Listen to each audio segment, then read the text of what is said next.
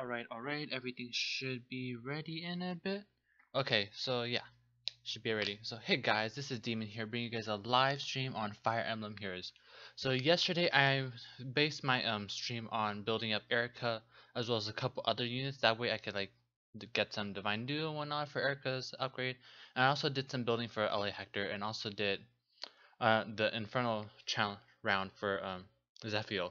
So today I want to focus more on being able to test out all my things regarding how can work as a team and team building and whatnot.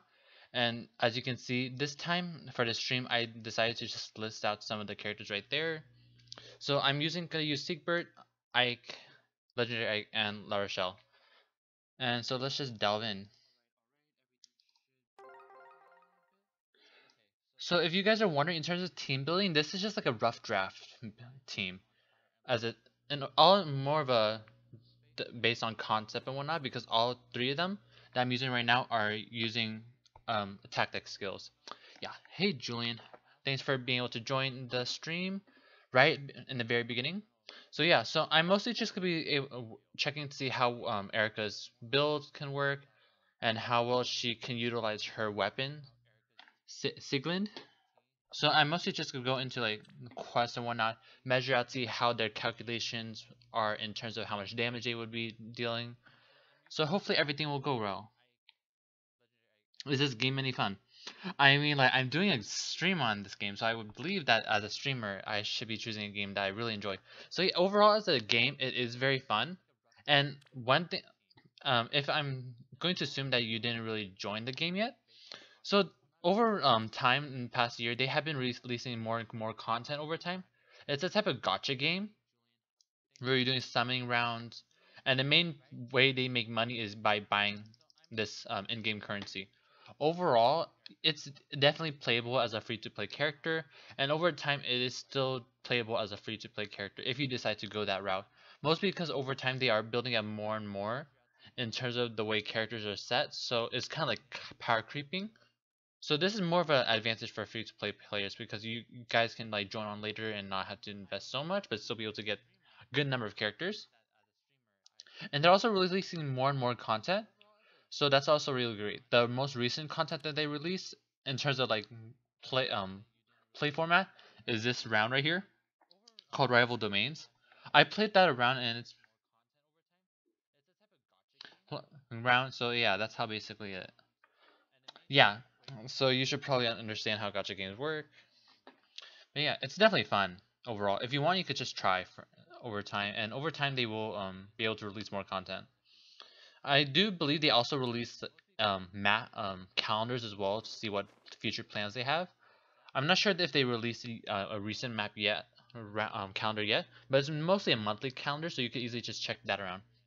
So yeah, I think this would be a good time to start delving into like how my current team with Eirika, Siegbert, Vanguard, Ike, and La Rochelle would work. So let's see. Let's just test it out in like a basic map. I'll go into the workout section mostly because I want to be able to get as many attacks as possible. That way I could measure as many calculations as possible. Let's just go in here. Team is ready here. And if you want, I could delve in deeper. So this is actually I should put text for IVs. So yeah, I should do that a bit. So the image that you see right now is Eirika,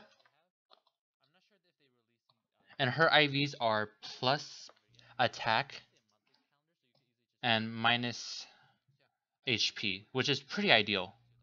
For Siegbert, actually no, let me check to see what their stat IVs are again. All I remember is that Eirika and Vanguard Ike are my priority IV sets. Vanguard Ike is plus attack minus HP as well. I think yeah, Siegbert is neutral and La Rochelle should be minus res plus speed. Yeah, I remember. Okay, yeah. Those are basically my AVs for these four characters. It'd take too long for me to put the text in front, so I'll just state that now.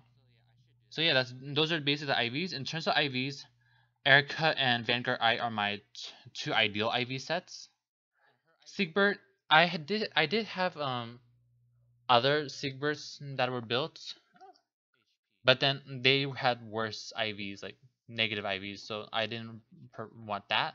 And La Rochelle, I only ever got one copy when she first released with like Myrrh, so I basically got her from there. So Eirika has her effect. She also has her given pivot, which she came with. I gave her Moonbow because the way I thought I could like battle is Eirika would attack. I'm setting her as a player, more of player phase oriented, but it doesn't really matter if it's player or enemy phase because she's not doing spurs or anything. I mean, she is doing spurs, but and all her hones and whatnot, but then they would act in both enemy and player phase, so she could be mixed. So the way I planned it was that she would be attacking or the enemy would attacking, and then vice versa, and then she would finish off with Moonbow trigger.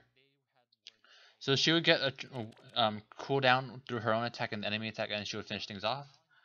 I also gave her plus speed because I don't have a Hinata to give her Fury. And also Swordbreaker requires her to have an HP threshold, so Fury wouldn't be so great in that aspect. I also gave her Hone Speed because all the other three teammates that she has do not have a speed tactics, obviously because that didn't come out yet. So I'm just going to be using that. And then finally, I gave her attack ploy because honestly, I don't have any other seals built yet up to +3 besides the ones I'm using for the others. So I decided to give her attack ploy because that's was what's her most useful one is, considering she does have a good amount of res and she will get res tactic from La Rochelle.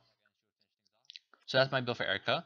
For Vanguard, I have, as I said before, he's he's minus HP and plus attack. I have him at 40 plus 3 because I got super lucky, and also the free Ike came out recently.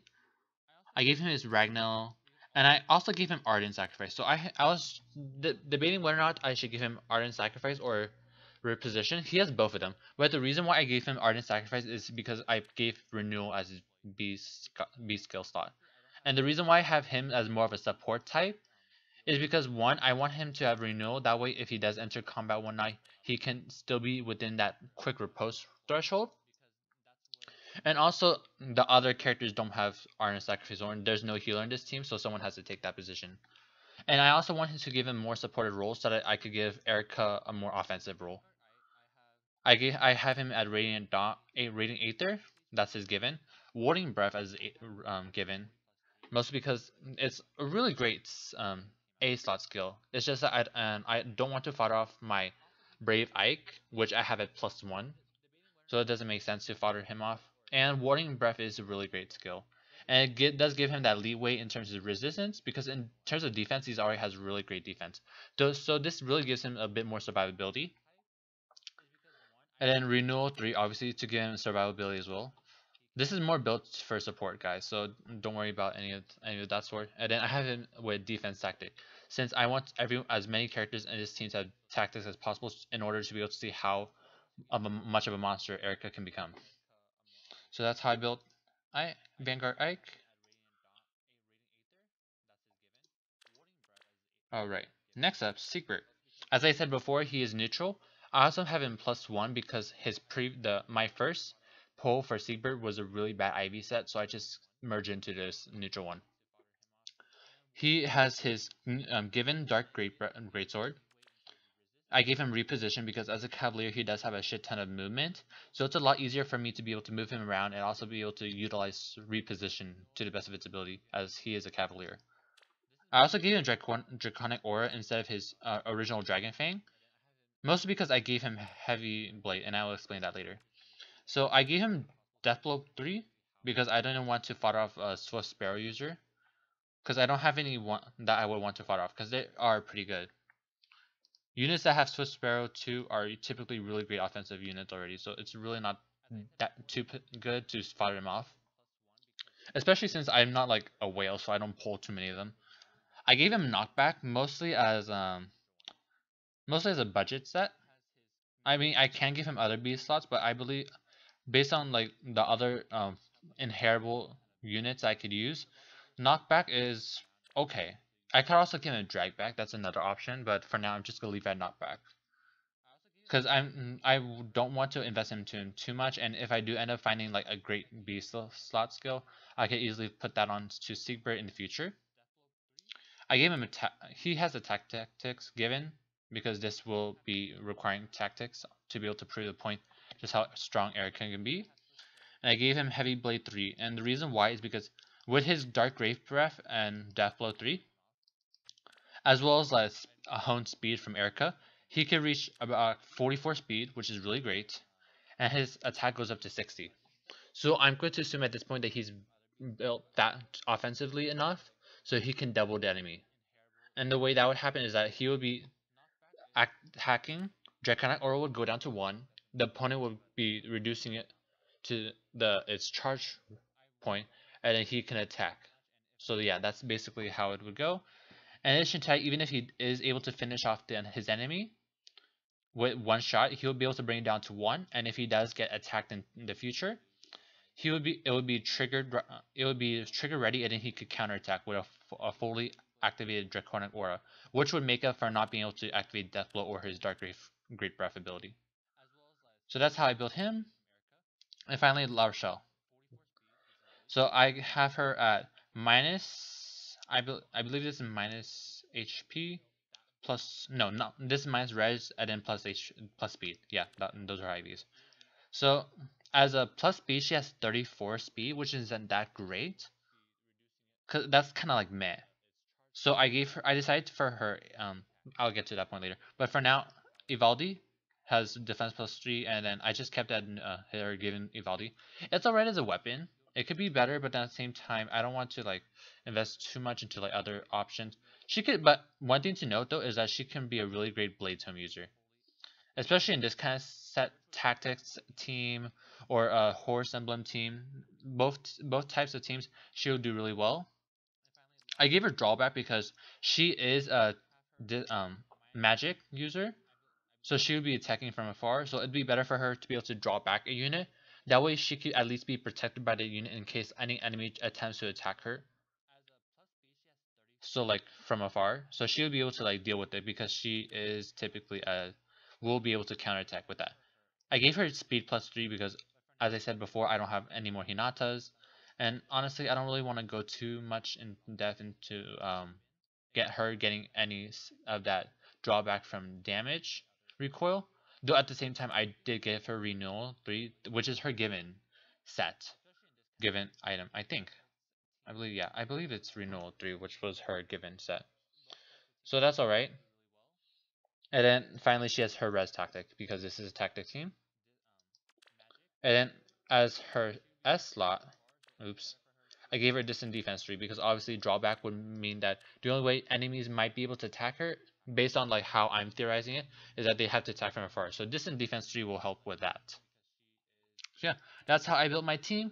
Obviously this is more of a rough draft team because if you can see based on the color setting, it's 3 sword units and a blue mage cavalier unit.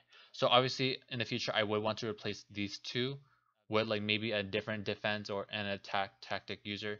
But for now this is alright. So let's go into the battle and test out Eirika.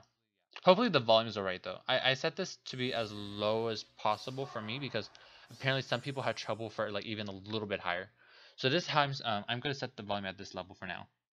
So let's see. Let's bring it up here. So Eirika has a buff of attack, defense, and resistance. All of which are +6. Buff +6 because of a tactics. I won't lose. Let's see. He doesn't get defense because he's the one giving defense. She doesn't get these two because she's 2 steps away from Eirika, which requires to be 1 step instead. Yes. And then Siegbert has all 4 buffs. So for now I'm just gonna do this where I'm setting everyone near each other. Let's move. Let's see. Yeah, I'll set this for now. So I want to check to see how much damage these two do foremost. Because of the weapon triangle, they could be doing 20% less. So 37 will be reduced down by about 7 points, I believe. Wait, let me pull a calculator. It's too late right now, guys. It's like 9:34. I'm dead. Too much math. I cannot do that in my head. Or whatever. So 0.8 times 37. 29.6. I believe it rounds down. Okay, so it should have an attack raw power of 29. I know, not wait, what? No, what am I thinking? It's 1.2. It's a blue unit. What the hell am I thinking? So that would be increased by to 37. It'll have a raw power of 44. 44.4 rounded down to 44. And so with Eirika, her defense is 32, but she'll be getting an additional 6. So she'll be at 38. So she should be taking 6 damage if this unit attacks her. And also, she will have 52 attack. She obviously will double, so I won't worry about that. But then her 52 will be increased to by 6 to 58 due to her spurs, and multiplied by 0.8. She'll have 46 raw power, so she'll be doing 24 damage. 24 damage, and she will be taking, how much damage did I say she would take earlier? Like 7-ish. So let's see how well that works out. Alright. So I was about right. So if she attacks hit this guy, she'll be taking absolutely no damage, which is amazing. Mostly because this guy's a lot weaker. And yeah. He also has terrible defense. His defense will get bulk. No, it's not the defense of bulk up. It's bulk up. Okay, so her 58 attack will be reduced to 46. 46. She'll be dealing 38 damage. 39. Oh, so maybe it gets rounded up? Oh my gosh. I have no idea. In any case, she does get quite a significant boost. So let's bring her over here. Let's move. Let's heal you. Because he'll get the renewal recovering a bit. And let's bring you here. And let's bring you here. Actually, let me get the animations working. That way, like while during all the animations and whatnot, I could be able to like calculate everything. So, and for any viewers that are coming in, I mostly just gonna say this right now, but I'm mostly just testing out the mechanics and how everything is gonna work with Eirika's ability. 25, and she gets to double as well, so that's really great. All right. He also got buffs. Siegbert also got buffs, like defense, and he didn't get attack buff, but that's okay because he could like easily deal with them. Bam. I will end this. And as I said before, the reason why I chose Draconic Aura is because whether he finishes off the enemy or he doesn't, he can still activate his Draconic Aura, as you can see earlier. So now I'm going to deal with this mage. This mage only has 7 defense, but since it's neutral, it's a lot easier to calculate. So she should have 58 attack after all these buffs and spurs. Let's go. 58. Okay, 58, 7. So yeah, on top of her attack tactic buff, which grants her +6 attack, she's also able to get a +6 spur, which is amazing. So as you can see, she easily one-shots. In the enemy's defense though, they're like level 34, so just saying. I'm mostly just testing out while also getting SP along the way. So that's my reason for this, using this map as a test area. Alright, so let's move them around. I see. And I'm going to do it this way so that I could like test out their possible how she would do against greens. Just how badly would she destroy a green unit? It's not too bad, but especially since she was doing like 50 something earlier. But at the same time, that mage had low defense, so that was basically why. In terms of buffs and right now, let's see. Let's move. She's not gonna get the defense tactic spur, but that doesn't matter since she's still taking no damage anyway. So let's do that. If this is war, Or so be it. Alright. Let's finish this guy off. Alright. Here I go. Hopefully overall as a build, my team building was alright. Hopefully. Alright. Our show will finish that off. Yes. Let's see, should I? Yeah, I'll do it.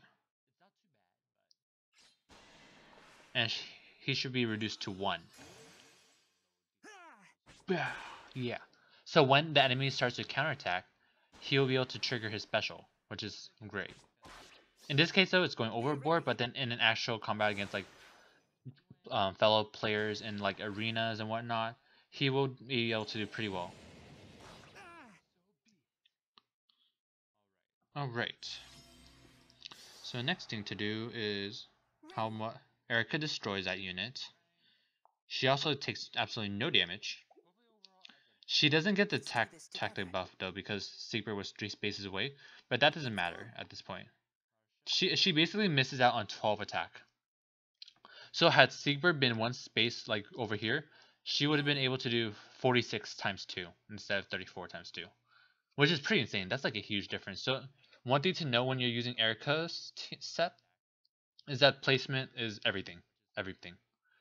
And also one thing that I didn't do in this team build that you can easily do in your team build is that when you're using these seal slots, instead of using things like QR or distant defense or heavy blade, you could also use additional spurs or drive skills.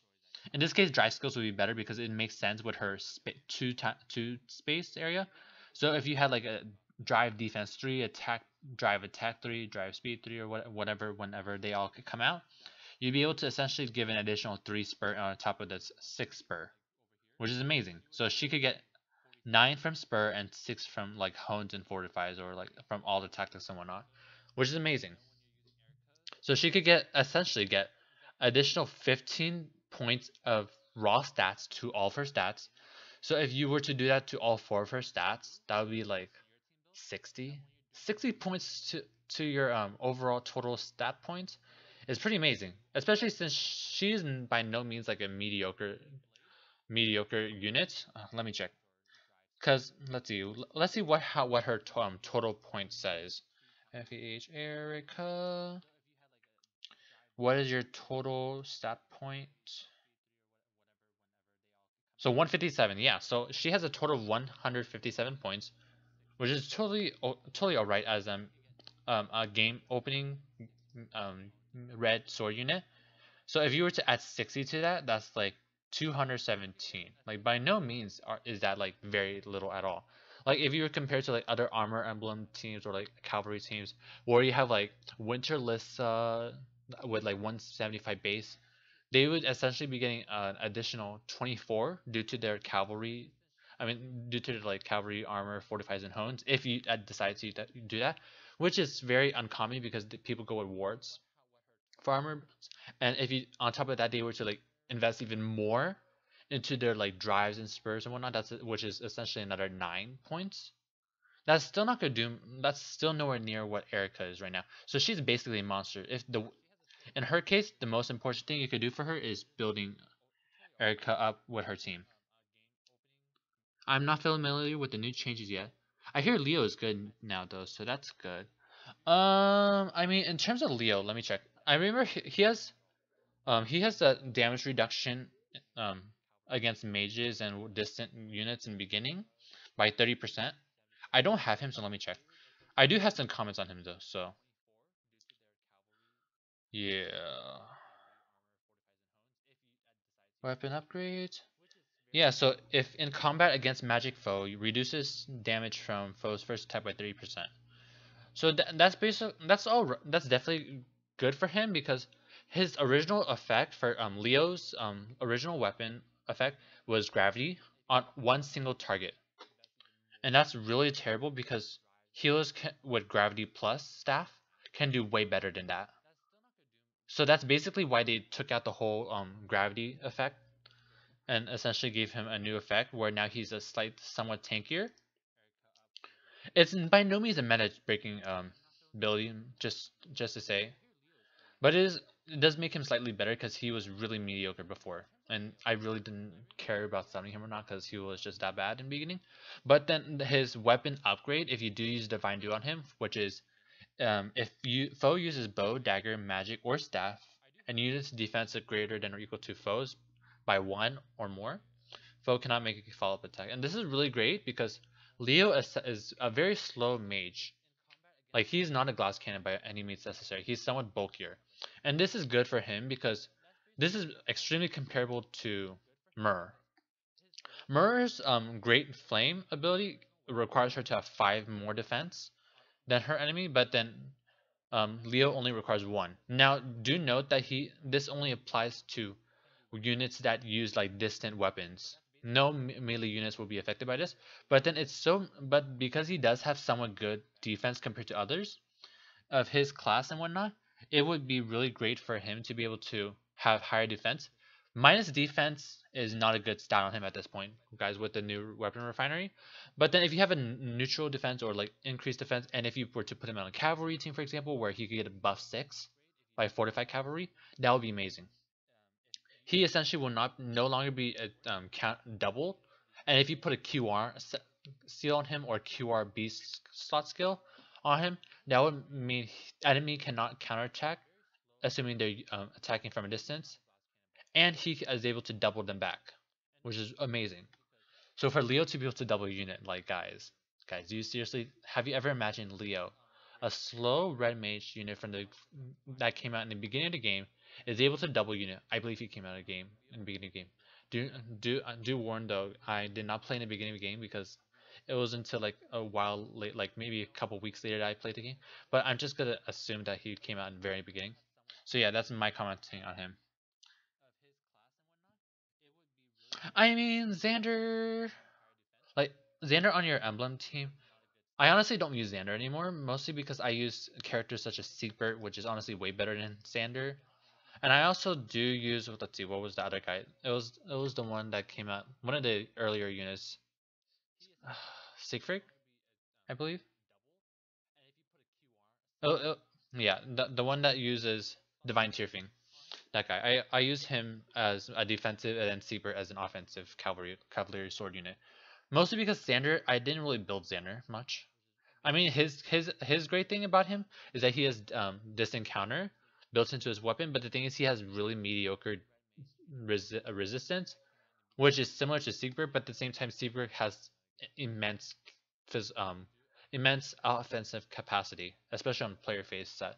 And on a cavalier team, cavalry teams tend to be more offensive. So for Siegbert to be extremely offensive with his like dark greatsword ability as well as his A slot skill, if you stack everything together, and with his stats overall, he's a lot better than Xander. So that's just Sigurd. My bad. So it's like 9:47. I'm kind of like brain dead, mostly because I've been at school today. Though it is a Saturday, but then I was still at school today because I was working on a programming project for VR. We were working on Unity, and we're finally done with like a good rough draft of our project, which we will be demoing next week, which is super great. I'm so stoked. We're meeting up like one more time to be able to like finalize everything before we demo as a project presentation at our organization's demo day. So that's great. But yeah, Sigurd, yeah, it's Sigurd. Mind me.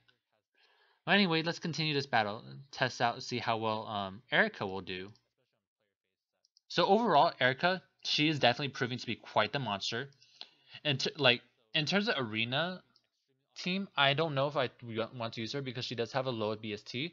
But if you don't care about BST, like if you're doing any other type of battle format, just like arena assault or just like playing story mode or whatnot, and you do use her on like a tactic team or like a buff team, or even as like a replacement for one unit on an emblem team, she will do so well because she will be able to inherit 24 points of just raw and raw like points, either as a spur, but then her best area is definitely tactic teams because they give +6 to a stat regardless of like emblems type or whatnot, and she'd still be able to inherit them further as a spur. So she can essentially get like 48 points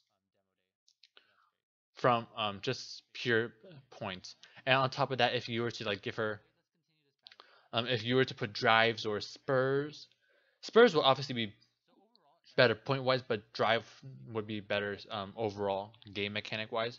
She could essentially go up to like around 60, but then 60 points if you use spurs on all three of them, which is unlikely. But then 57 points if you use like drives, which is more likely. So that's even better. If so, she can essentially get at least 57 points into of additional total stat points, which is amazing.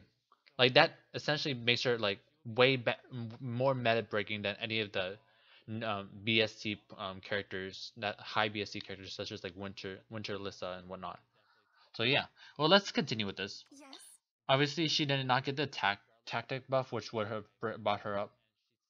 No, no. She would have been brought up 6, not 12, because I see. La Rochelle got the Let's buff, so go. she got the attack spur instead. So she could have gone at 40, but that's alright. She's battling an armored unit, which essentially has high defensive typically. I should have checked though, just to make sure. But anyway, yeah, she triggers Moonbow as well because she's super fast. Because she does get like +8. No, not +8, +4, because she does get the spur, get her hone speed back as a spur. Let's I finish won't this guy lose. off. Even though, like in the beginning, if you guys were watching in the very beginning, how I was talking about Ike being a supportive unit, obviously he can still do a shit ton of damage, guys, because he is taking a shit ton of buffs. But at the same time, though, I want to have at least one support unit, and just for now, though, all of them are extremely hyper offensive, which is insane. Here I go. Like even La Rochelle, who does not have like really great IVs, but which is totally fine because she has more offensive IVs, is able to like do a shit ton of damage. Let's do this And together. finally, Sigbert. He has his special ready now, and if he does fall too low in terms of his HP, I could definitely bring him back so that I can give some of his I HP will end over this. through Ardent Sacrifice. So yeah, Joey, it's very extreme. Yes, End I of the know. line. I know it's Typhon. A typho. Oh gosh. Sorry about that. Something was covering up your name, so I didn't read that properly. Yeah, typho. Really great. Erica at this point, I want to say she's a very meta breaking unit. Especially since with her the way she's built and with her new refines and whatnot, she's like essentially a meta breaking unit because she's like the the unit that's defining how mixed emblem teams should be built. Like they should be able to support each other through their own buffs and whatnot, even though they're not even on a tactics set.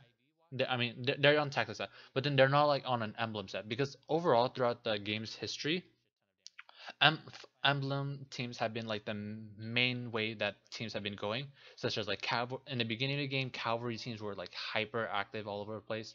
Right now, armor emblem teams are like extremely huge, and then flying emblem teams, with like recent amazing flying units coming out, have been pushing through flying emblem teams. Though it's not so high though, because flying emblem teams are basically infantry units with wings.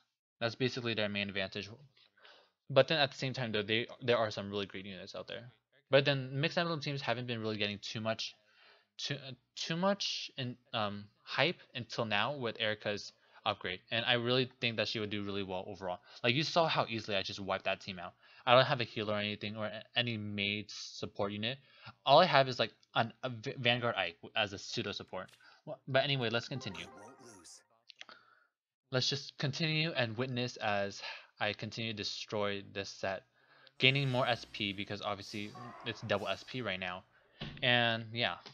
And also one thing to know right now, just now that I'm thinking about it, I do have my friend code down here under my name Demon, and it's 6528481650. And I'm saying this now because I do offer hero reviews. So if you guys want me to review your units, I can definitely do that for you. But anyway, let's go ahead. Dashing. Let's destroy this set. La Rochelle attacks 50 times 2. And mind you guys, they do have like they are at level 34 and they are all Yes. NPC characters. But at this point, I'm mostly just training them to make sure everything's going well. What next?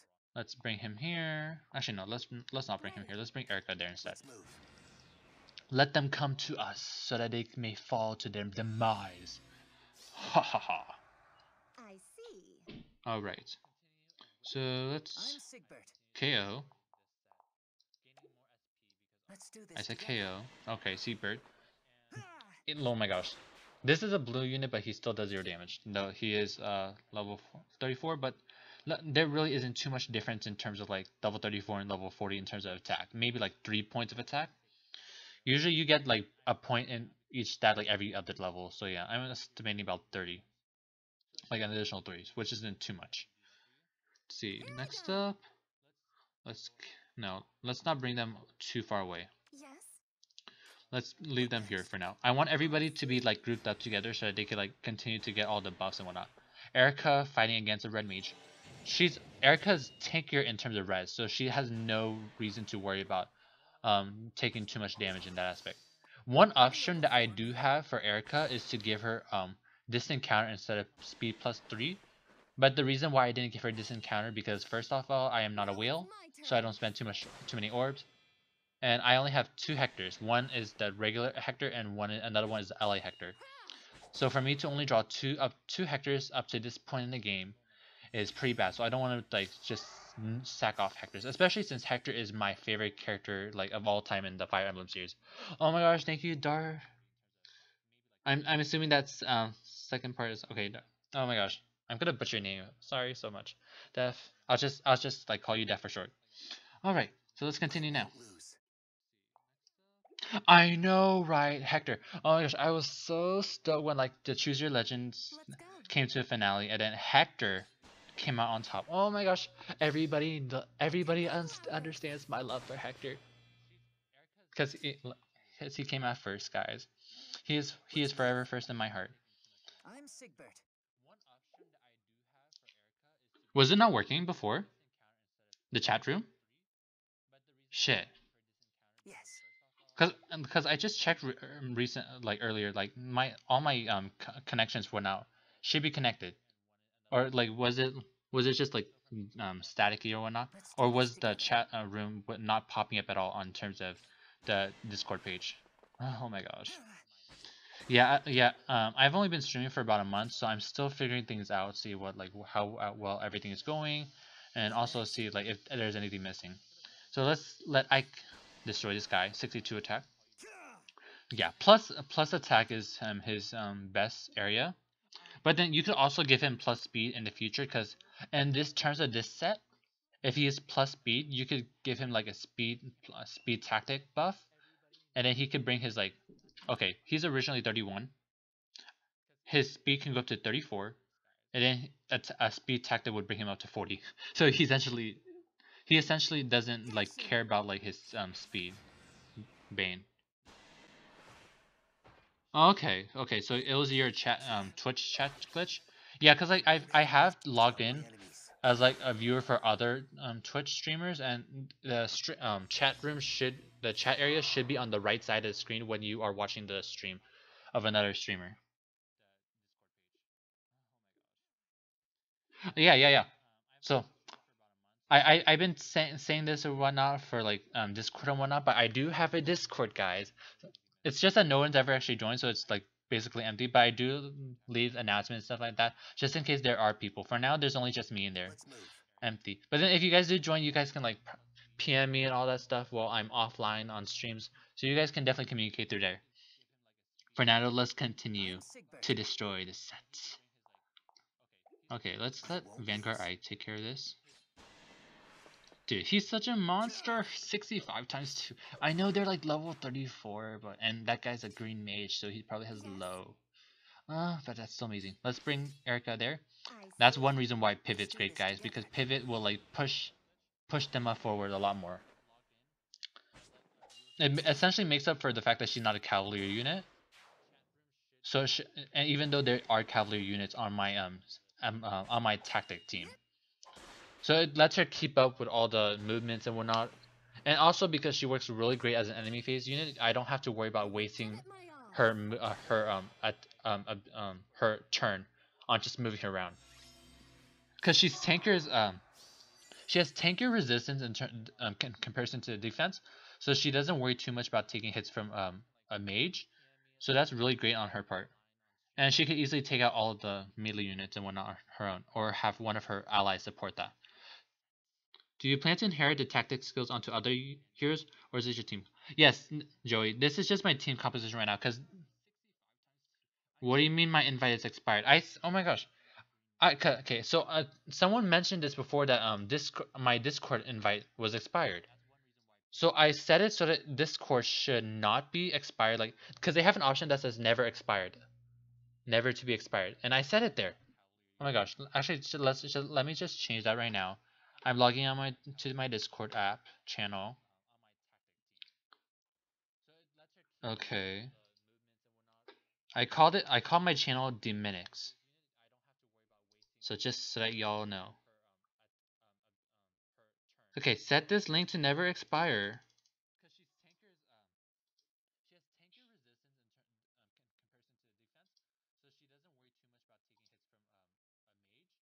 Let me see. Okay, never expire. Copied. Okay, I'll change it right now. All right. So let's first of all change. Wait, where did you get the link? Did you get the link from the ticker? Okay, so the ticker might have been unchanged yet. Anyway, let's just change that right now. Discord at HTTPS blah blah blah. So there's a ticker down there. Let me put I'll put it in the paste. I'll paste it to chat. Hopefully it works because I did have the setting. Okay, there we go. And I'll also change it on the other on my stream page right now. All right, edit panels. Okay. So it was already set on the area for my Twitch, and it should also be set on YouTube as well. So yeah, everything should be finalized and everything. So hopefully it works now. I have it set to never expire, so that should work. So yeah, that should be all the changes for Discord. So yeah, if you guys want to join the Discord chat, you guys can easily go into there. Darth Jar Jar. Okay, gosh. I saw a super name when you super long name when you like subscribe, like follow / subscribe, and I was like, okay, shit. Oh my gosh. All right, yeah. So the main advantage with Discord is that if you guys want, I can like easily I typically make my announcements on like when I want to stream on there, and if you guys want, you guys can definitely PM me, ask for advice and whatnot in terms of like the game settings. I play Fire Emblem Heroes, a Togi Spirit Agent, as well as FGO, Fate Grand Order. So you guys can easily message me on that. I will probably be looking for like more games to play during spring break. Though low key, I want to play during spring break, but then I have so much work. So yeah. Okay. Yeah. All right. So let's continue. We've been talking for so long. Gosh. Okay. Let us continue. Let's move. Let us allow actually no. We'll have to heal Siegbert this turn. Ready. Because Siegbert does require all to be as high as possible. Can you do commentations? Do you mean like shit? I'm okay. Yeah. I mean yeah, but then the thing is I don't know how to set that up. Gosh, I should probably Google that. Yeah, you want to like do co-commentate now or? Shit, I'm so bad at this. This is the first time anyone's ever said anything along those lines. I mean, yeah, you can definitely do that. Just try to like explain to me how that works. Oh my gosh. I'm Sigbert. All right, let's move that There up. we go. Larshel can go up there, and then I can definitely heal with Ardent Sacrifice. All right. Well, Red Mage, you're not gonna do that much because he has a boost in resistance from La Rochelle. Yas. Okay. Let's go. Eirika, you're doing 62. Just disable streamer mode on Discord, and I'll call. All right. Discord.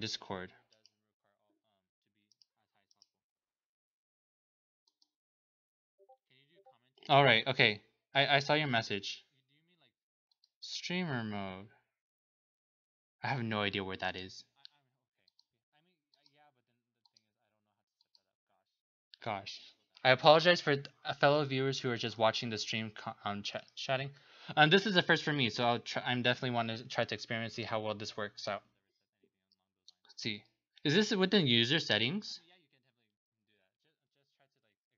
All right, let me Google this. Discord co-commentate. All right, I can definitely add you as well. Add friend.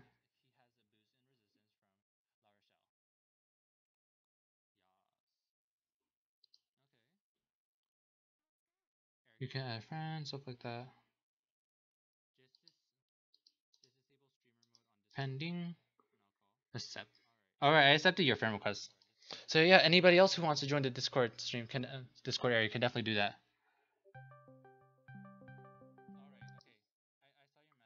Yo. Your microphone's muted.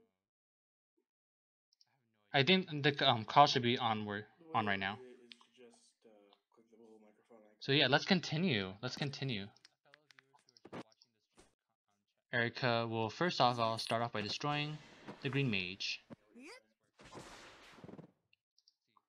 That way I can make room for La Rochelle to attack that red mage.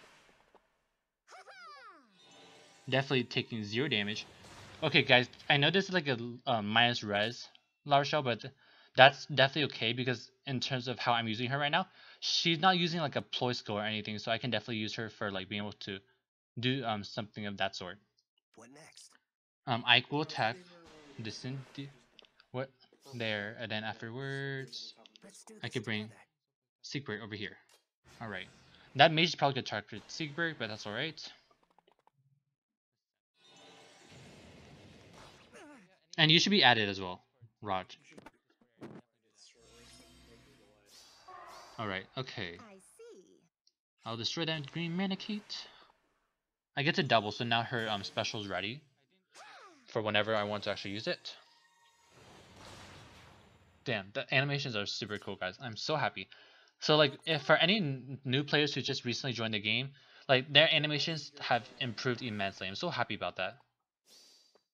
The way everything's working. It's mostly just them like rushing forward like that, like making a quick jump and then like smashing it with like a smash animation.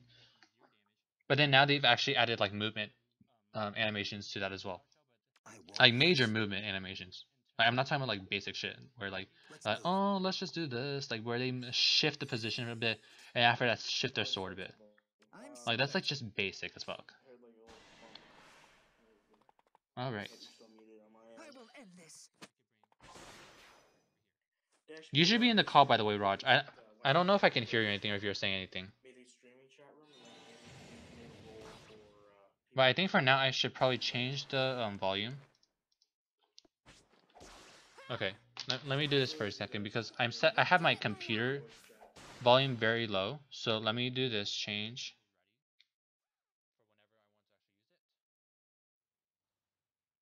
Okay.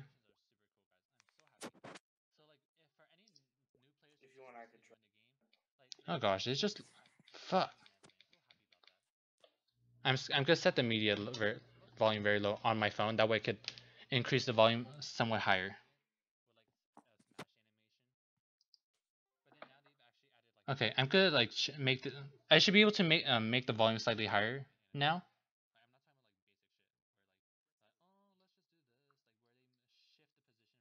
Okay, so I can basically hear myself now. Shit. So let's see. All right, I could hear you.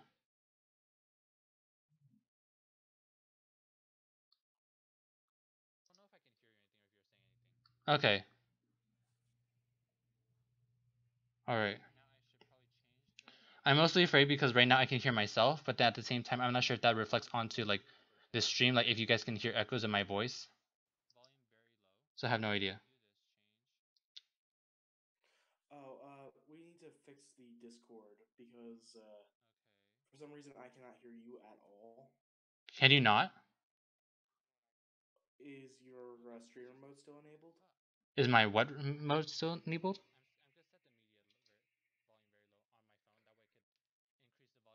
There is no echo, by the way. There's okay, no echo. Yeah, I still haven't found that settings yet. Do you know where that is in terms of like? You mentioned having to disable streamer settings. Is this streamer mode? Okay, enable. My streamer mode is disabled. I'm not sure if you meant to enable that part. Streamer mode. It's a little purple bar that's on top of the Twitch. Excuse me, not on top of Twitch. Yeah, On top of the, I'm within Discord. streamer mode right now, and the streamer mode is disabled. Do you want me to enable that? Yeah, yes, it's streamer mode. Yeah, okay. It's enabled now.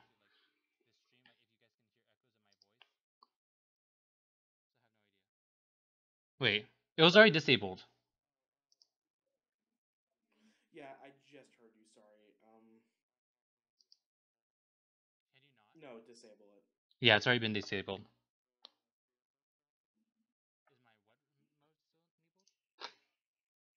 All right, let me exit out here.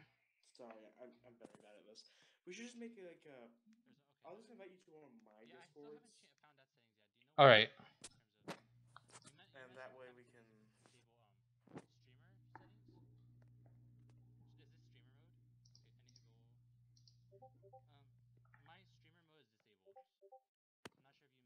Rejoin call. Yeah, sure.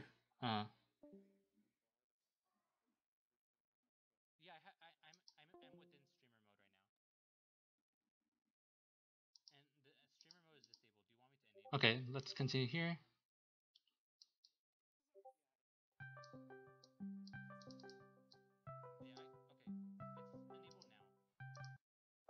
All right, it should work, Raj. Weird. It still says that you're muted.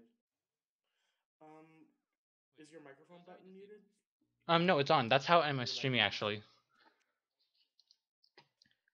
I'm using the microphone in my headset to stream, so yeah, it should work.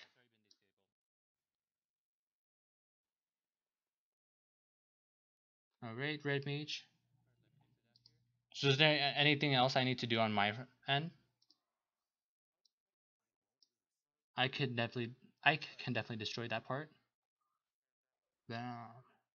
Ike is also another good option for heavy blade, because the warding breath only activates during when you're attacked. I'll make that private. All right, is everything good on your part? A new server called Jar Jar's Lair. Jar Jar's layer.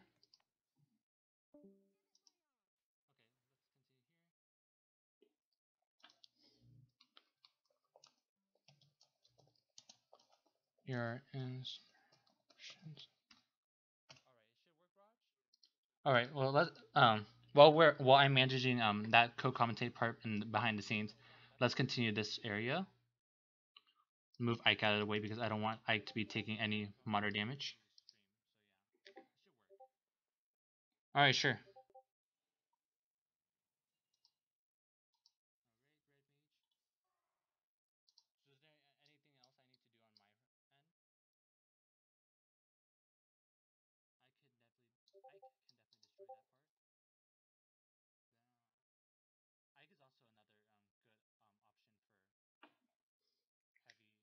Yeah, in terms of Discord, my streamer mode is enabled, and does Discord also have an enabling mode for microphone? All right, I could check that out. Okay, I see what's happened.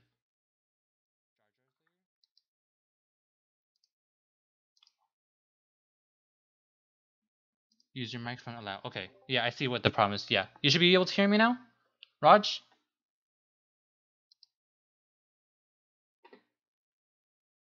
All right.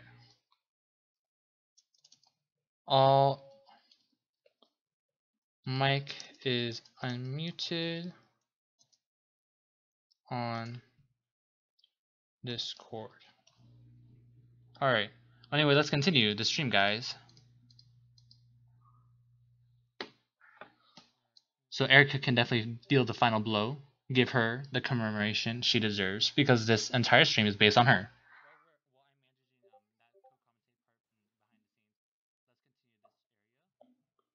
All right, stage clear. All right. So for anybody who sent me friend code request for all this, I can definitely check. Let's see. There's no request right now. All right. So I'll just continue trying out any other things right now. Maybe let's actually try some arena duels for fun. Just for fun, guys. For fun. Actually, never mind. Let me actually spend some time to finish on my arena duel, and then I could like play for fun.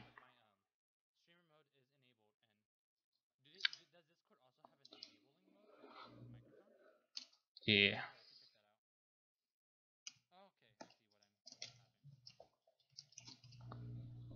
All right. In terms of, let's see.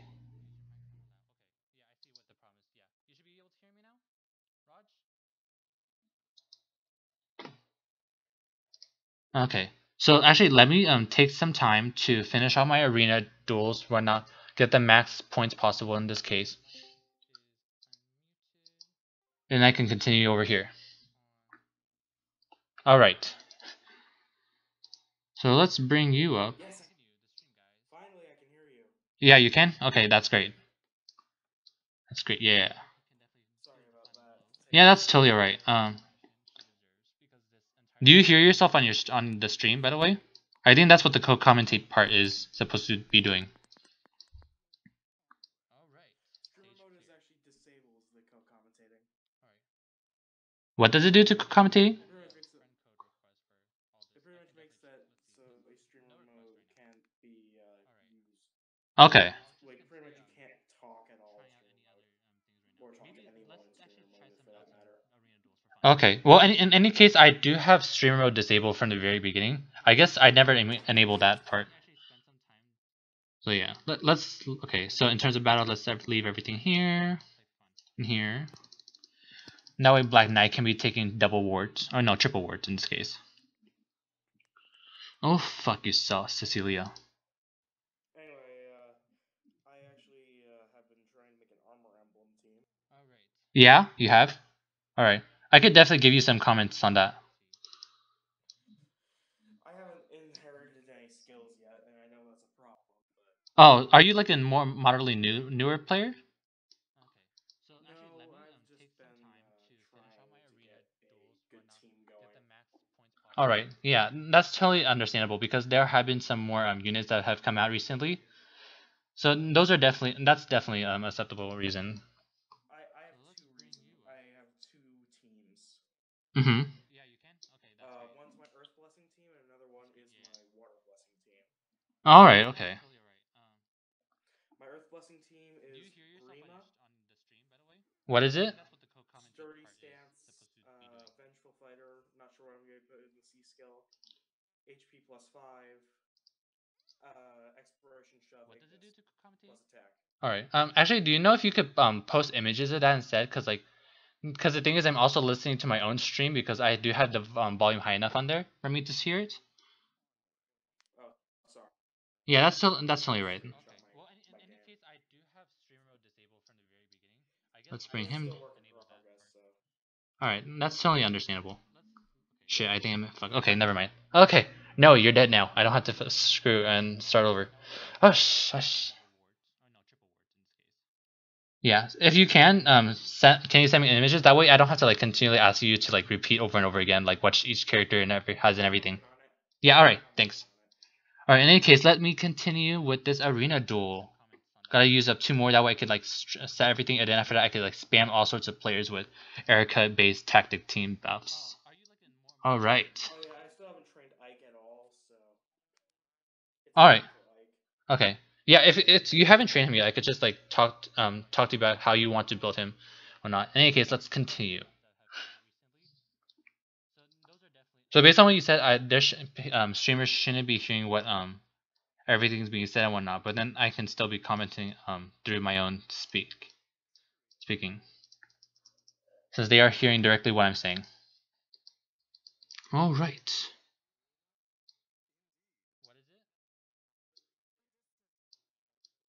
Okay, gotta back away.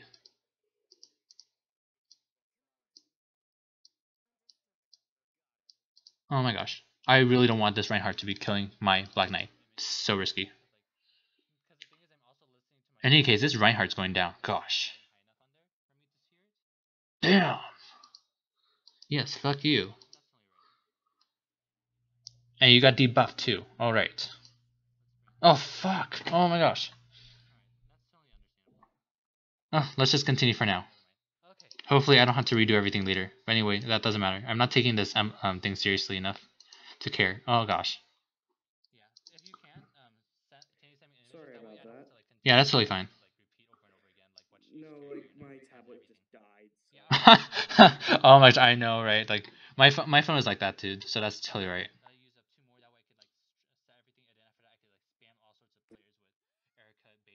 Okay, Azura, if you want to fuck with me, I'm gonna fuck with you. All right, Brave Ike, you going down? There's still works in progress, but Uh huh. eh. Yes, Robin, my favorite character that I have so far. Oh my gosh, Robin is such a great unit ever since he came out. Oh my gosh.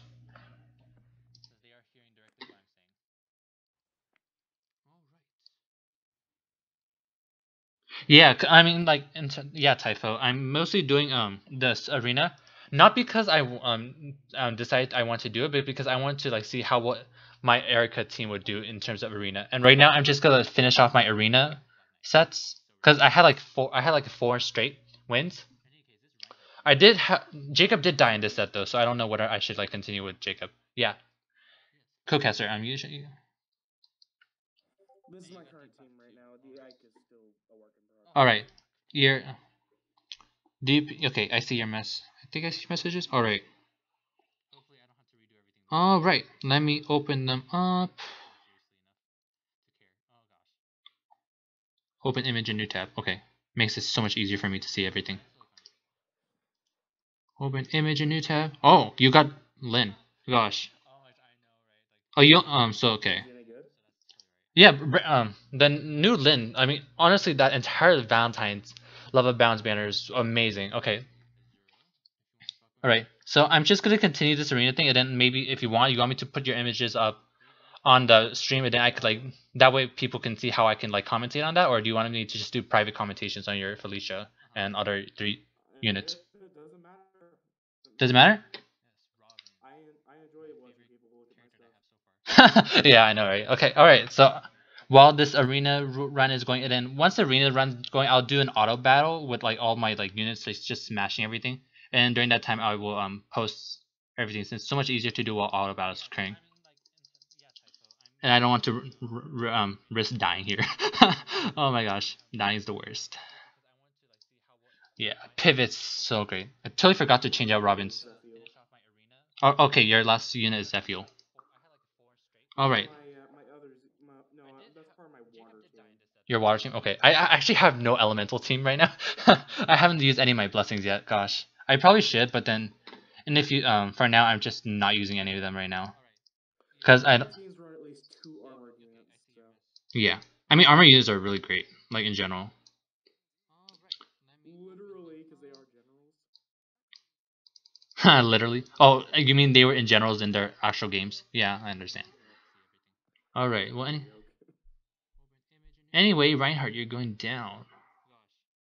Bam. I know my team isn't too great, but No worries. No, it should be totally right. Okay. well, I still haven't inherited anything, and most of my teams are just projects right now. Let's see. Oh gosh, I think I fucked up there. Empty vessel talking about I'm working on right. Let's leave it there for now. Alright, Reinhardt target Robin. I won't be taking too much damage. Alright, that's totally doable. Alright, well anyway, Korn's gonna die here. And Ike doesn't even do anything. Yeah, Korn. Oh, I probably should have checked her stats and whatnot.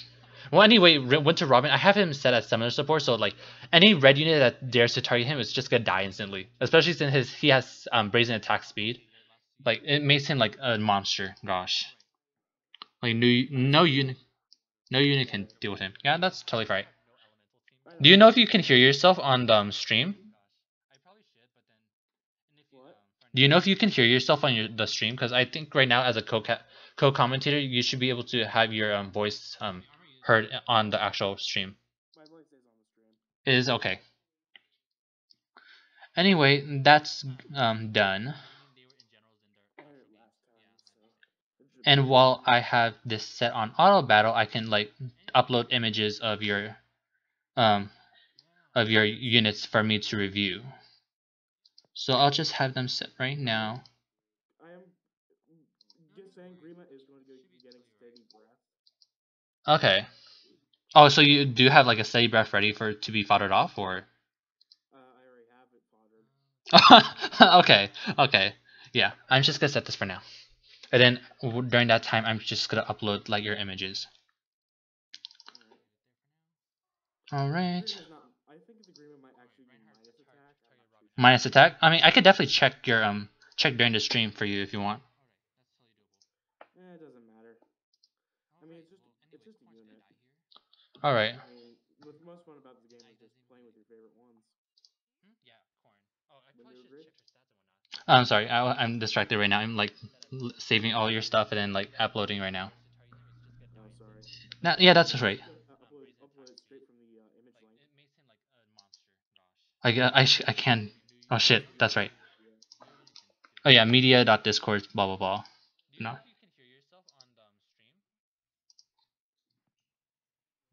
Are you sure you want to remove? There's some ways to make it easier on you. Yeah, that makes it so much easier. Thank TY. No problem. Yeah. Oh no, that's not gonna work because it has a black background on top of the image, and I shouldn't be using that because it takes up too much space. Because you know how like when you set the images into like a new area, like it also has like the image as well as like the black like empty space. Oh. Yeah. Well, I guess you're gonna have to save them. Sorry. That's okay. That's okay. It's like a little bit extra time. Hopefully it won't be too bad.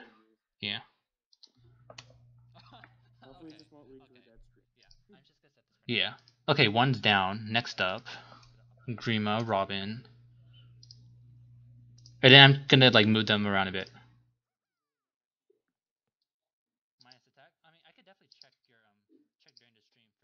All right. Grima's down. Next up is Lynn.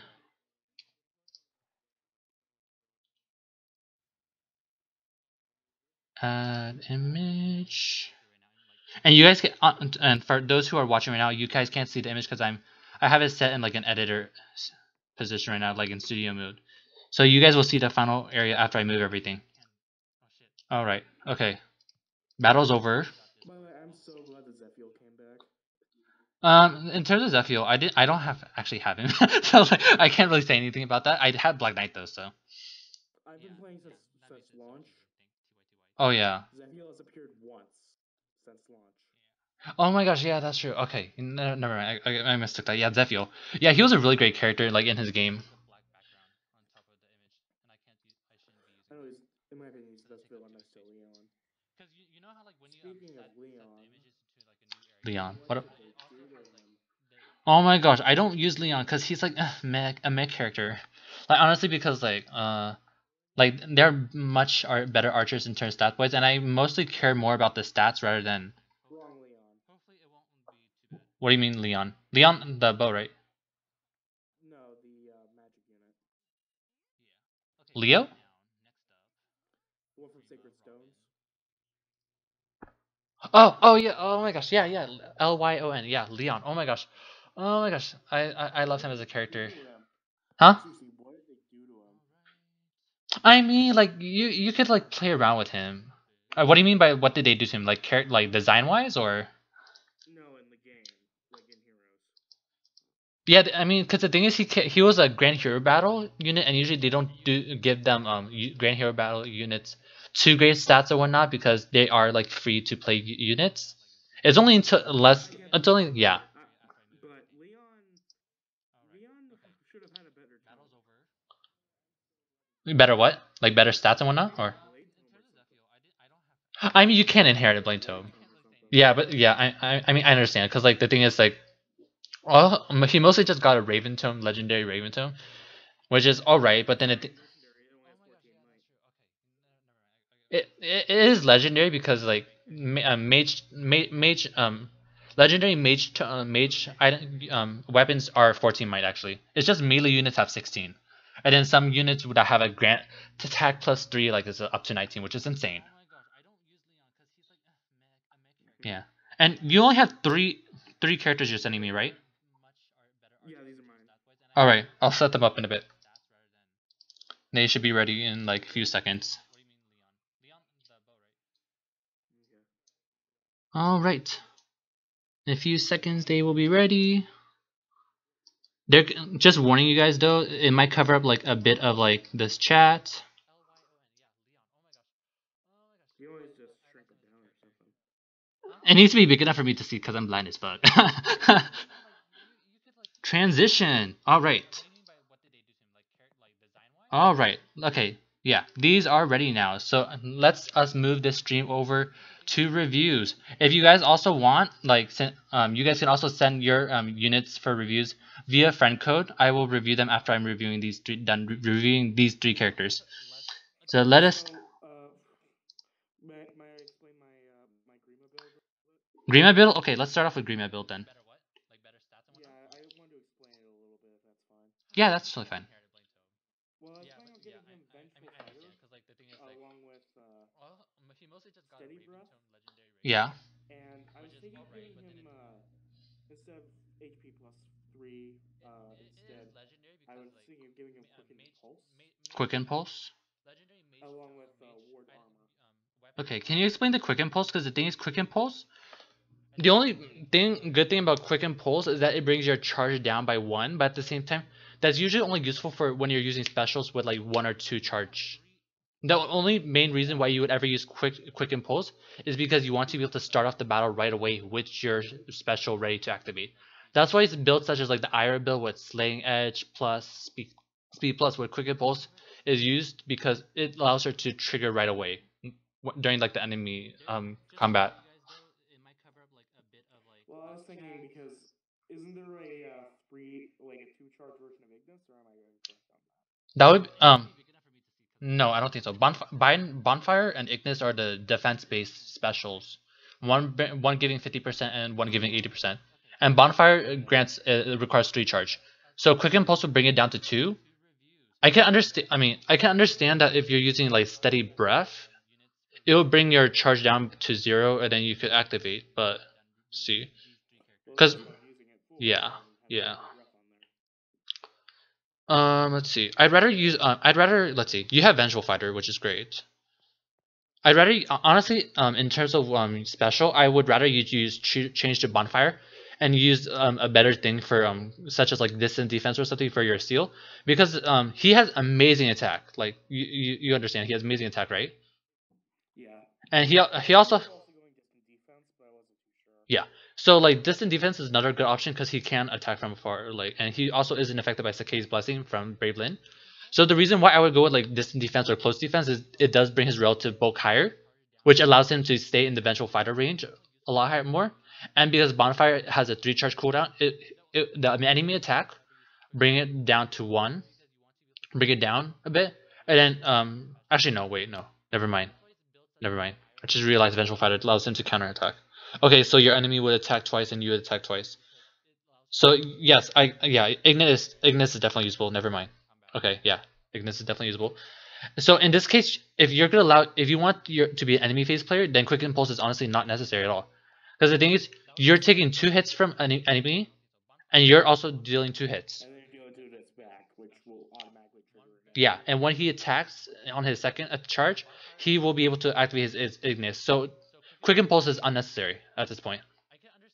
Alright. Yeah. What other seal do you recommend? It depends. Do you want it depends honestly on your team build, because the thing is, if you have a lot of units that are able to deal with distant units, then you could use close. You do not, then distant defense would be your thing. Because if you have like because it depends on your other units. If your other units can deal well with distant fightings, then you would designate Robin for close attacks, offensive fights. The only other one I have is choose your legend like. Choose your legend Ike. Okay, yeah, then for let's see. I mean, I guess, yeah. I mean, choose your legends. I cannot counterattack though. By the way, I'm actually making a new build for Felicia that I don't think I've made yet, Okay. which I like to call collateral damage Felicia. Okay. Alright, wait. The A skill would be distant defense or close defense. For who? I'm talking about Felicia. Felicia? Okay, I'm moving on. I'm on Felicia. Okay. Now instead of Breath of Life, I'm planning on giving her Savage Blow, so she will deal 14 damage Okay. as AOE. Okay. Actually, I was let. going to give her. Yeah. Then I gave her Poison Strike, Okay. and I was going to give her distant defense and some form of AOE skill, or I was going to keep Glacies. This reminds me too much of Jafar. She's not as good as Jafar, but I don't have Jafar. Okay, so let's see. Let me actually go through Felicia's plates ability because I'm not too clear on that. After attacks, if units attack, defense minus and res minus 7 on foes within 2 spaces. Okay. Damage calculated using the Yeah. value of defense or res. Yeah. Okay. Because the thing is, this build. The main problem with using Felicia as like a savage blow base is because the enemy does have the option of counterattacking, and that was basically the main advantage with healers as well as Jafar, in that the enemies cannot counterattack. Jafar, in Jafar's case, it depends on like whether or not they have magic or not. So that's, or let's see, I forgot. Yes, but I'm planning on making my Felicia more tanky Tanky? Okay. as well. Okay. Distant defense. I would not recommend that because Anti-range. okay, I would not recommend that because the thing is with Felicia, she's more of an her as a debuffer. Her debuffs work better if she was to attack on the player phase. So at this point, if you're gonna add this defense, you can't really call that an enemy phase. It's more of a mixed phase. You get what I mean? Point taken. Okay, so are you gonna? Let's see. It depends. Do you want to keep her as mixed phase, enemy phase, or player phase? I want to make her into a player phase AOE. Player phase AOE. Okay. So let's see. What do you know what her IVs are? I do not. I believe she's plus res. Plus res. Okay, let me search it up just in case. Okay, Felicia, where are your stats?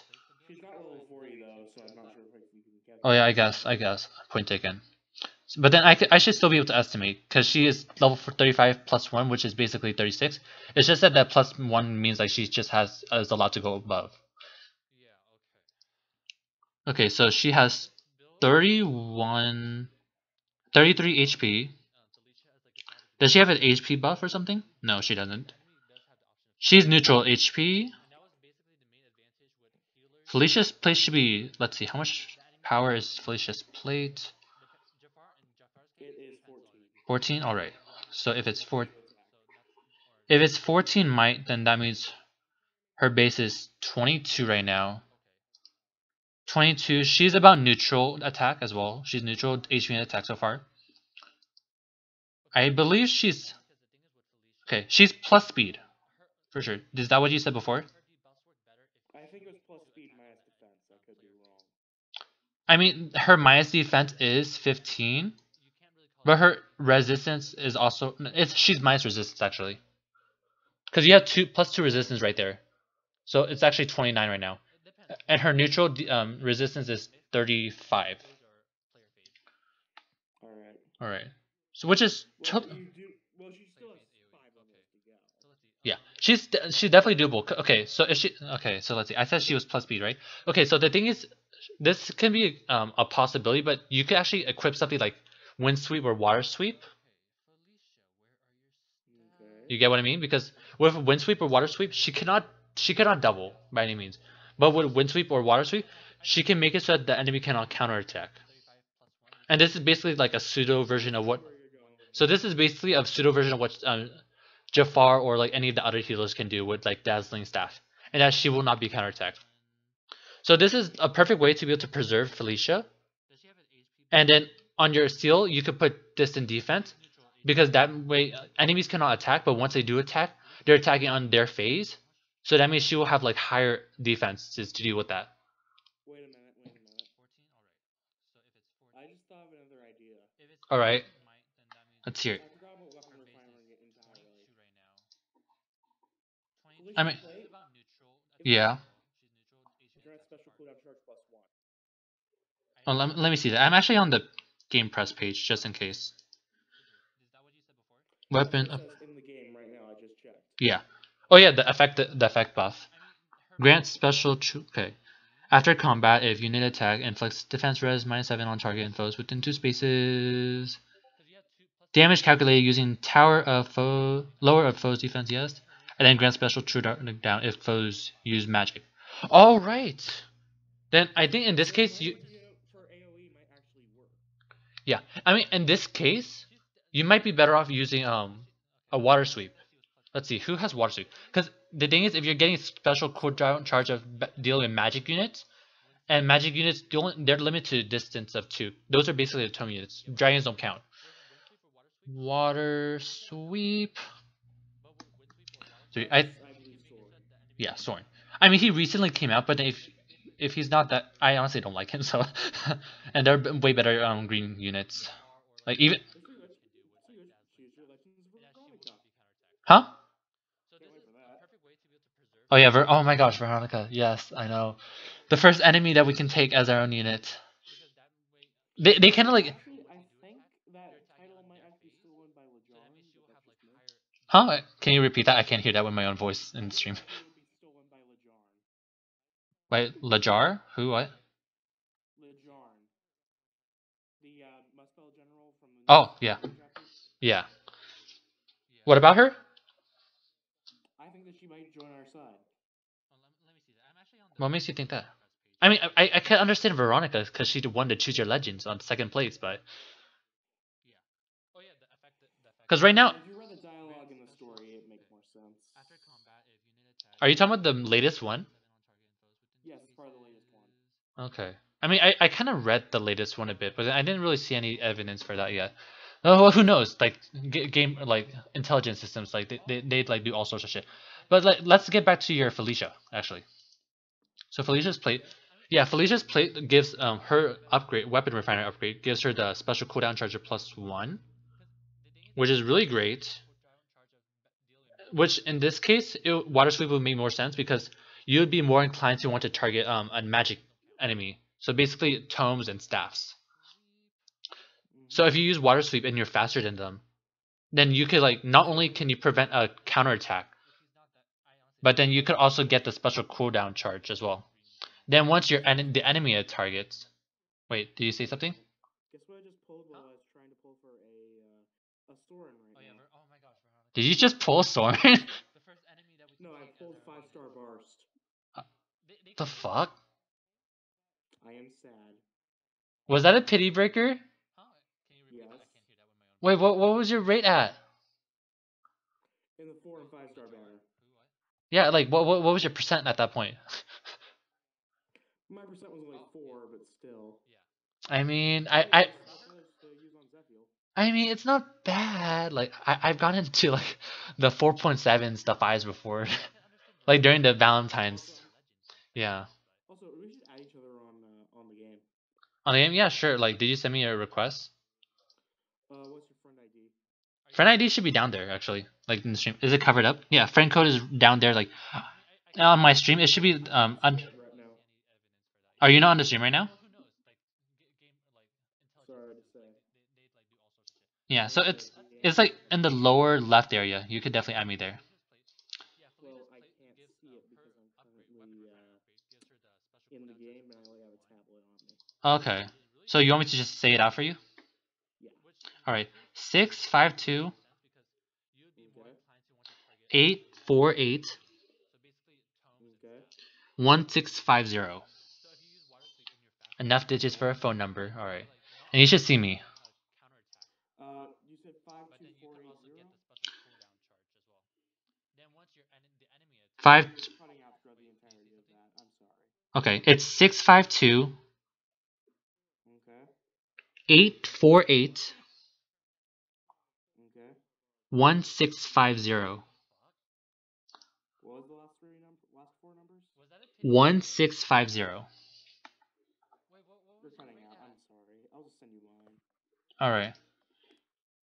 In any case, I do see a friend request in here.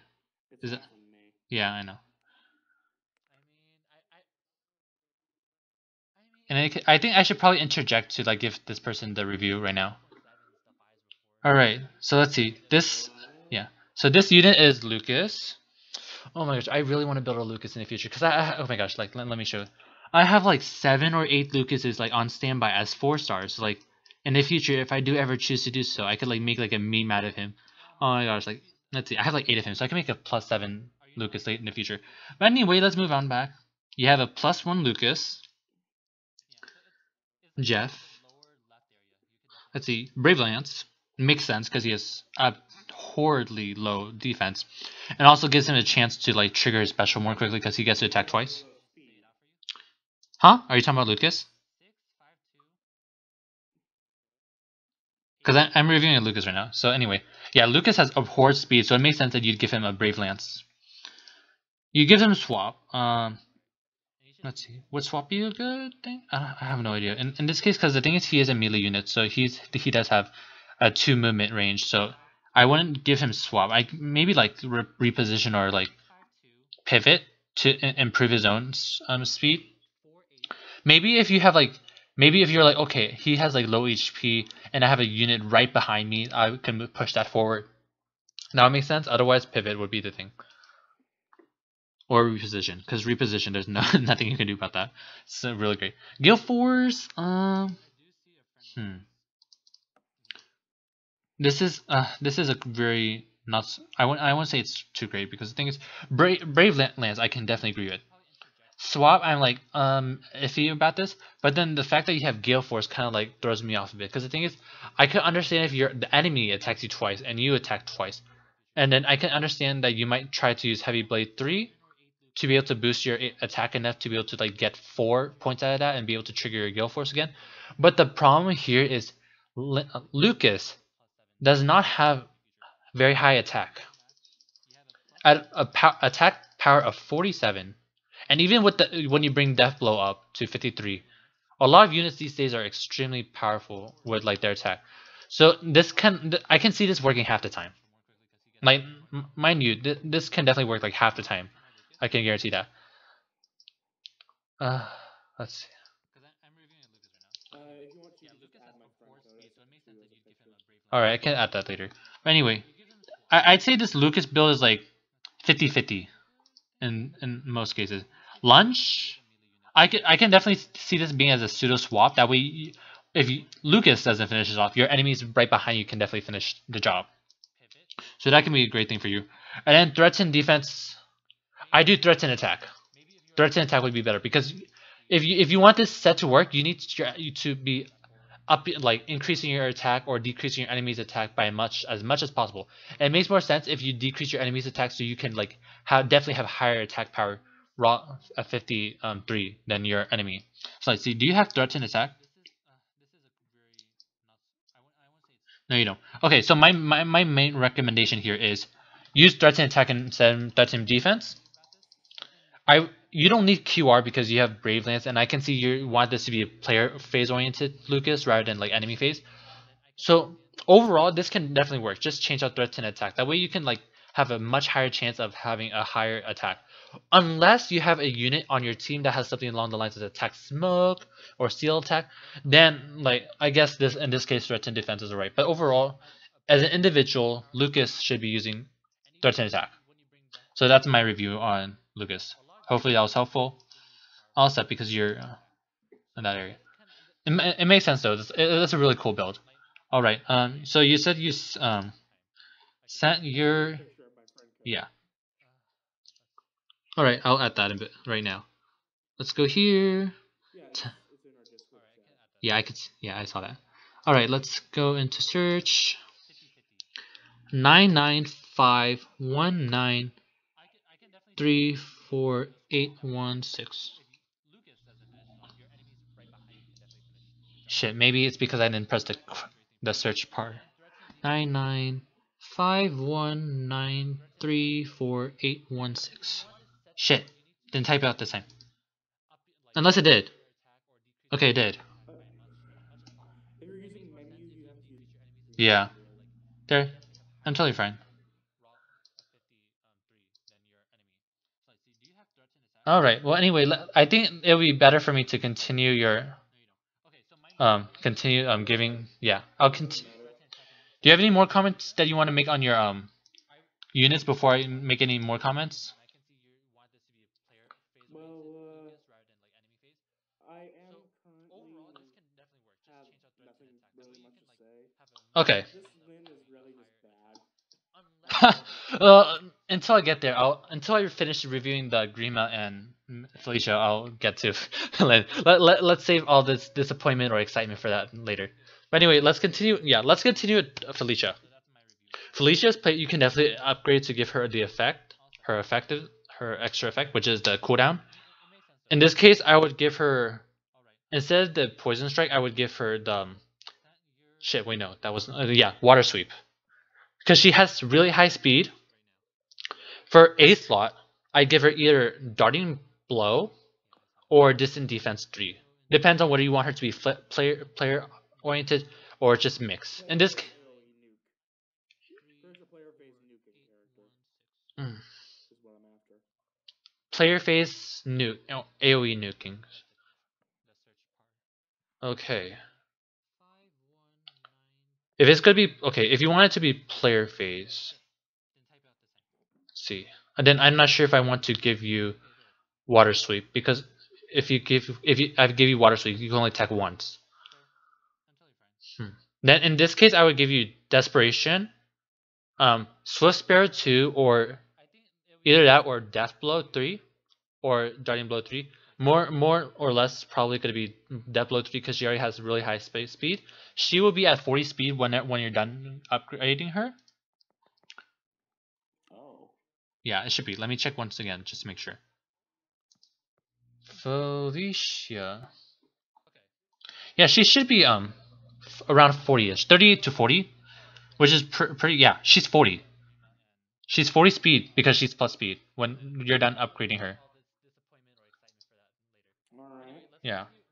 And then you said you want to replace 40 speed is kind of ridiculous.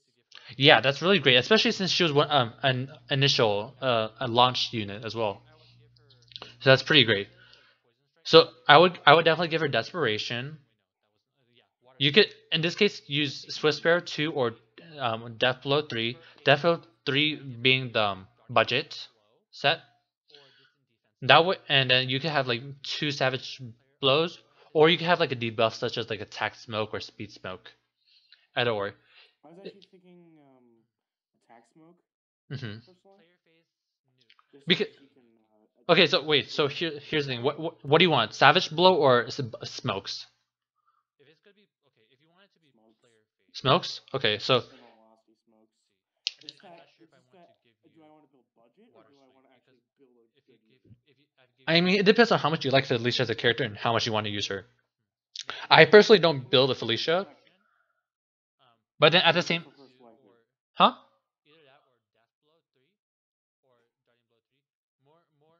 Okay, well, yeah. Well, in this case, let me see.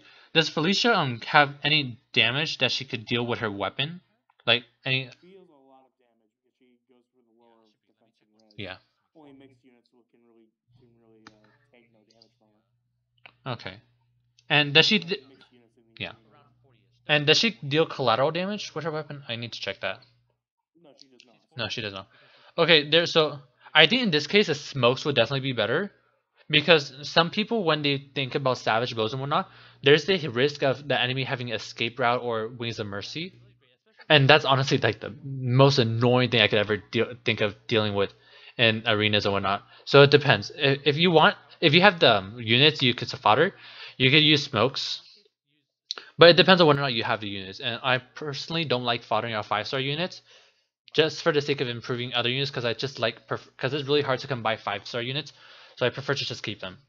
But in any case, you can definitely go with smokes. If you want to go with a full area smoke, you could give her speed tactic. I mean, no, it's not speed tactic. Speed smoke, and then you could give her a seal, an attack seal, attack smoke seal. I just thought of something that would be purely evil. What? Okay, if we just play is defense and res -7. Yeah, you can use double smoke. to like debuff everything. Yeah. So double defense smoke.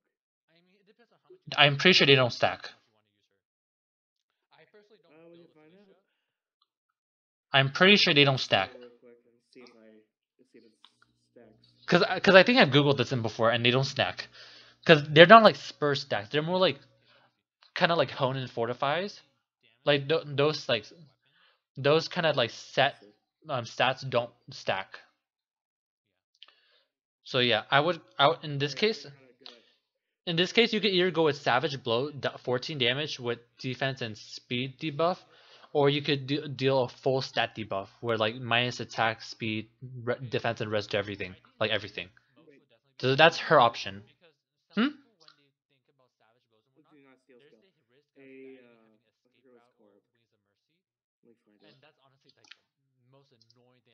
Let me find it. A ploy skill? What about Poi? Panic ploy to be precise, but then again, this She doesn't have the HP for that though. Never mind, it's Felicia, no panic ploy. She doesn't have the HP for that. I would understand if you mentioned like attack or res ploy stuff like that, but then like she already has the defense res and whatnot, and then her res 31 isn't really that high anymore. Like you could definitely deal that with like melee units and whatnot, but you can't really do that with like mages and whatnot. Especially since like that currently the highest res possible is like in the 40s base, and they like they could like stack up even more with like distance and res distance counter. I mean no, not distant counter, distant defense stuff like that. Quick question. Yeah. Yeah. What? What about? Phantom speed. Phantom speed? You do know that phantom speed is just for like, it doesn't boost your overall speed. It just boosts your speed calculations when you have skills with speed. What? I thought it boosted speed during combat. Wait, what? Am I wrong in thinking that, or? Wait, what? Can you repeat that? What do you mean by using phantom speed for what? What I'm saying is, could you use phantom speed to increase your speed during combat? No, you can't.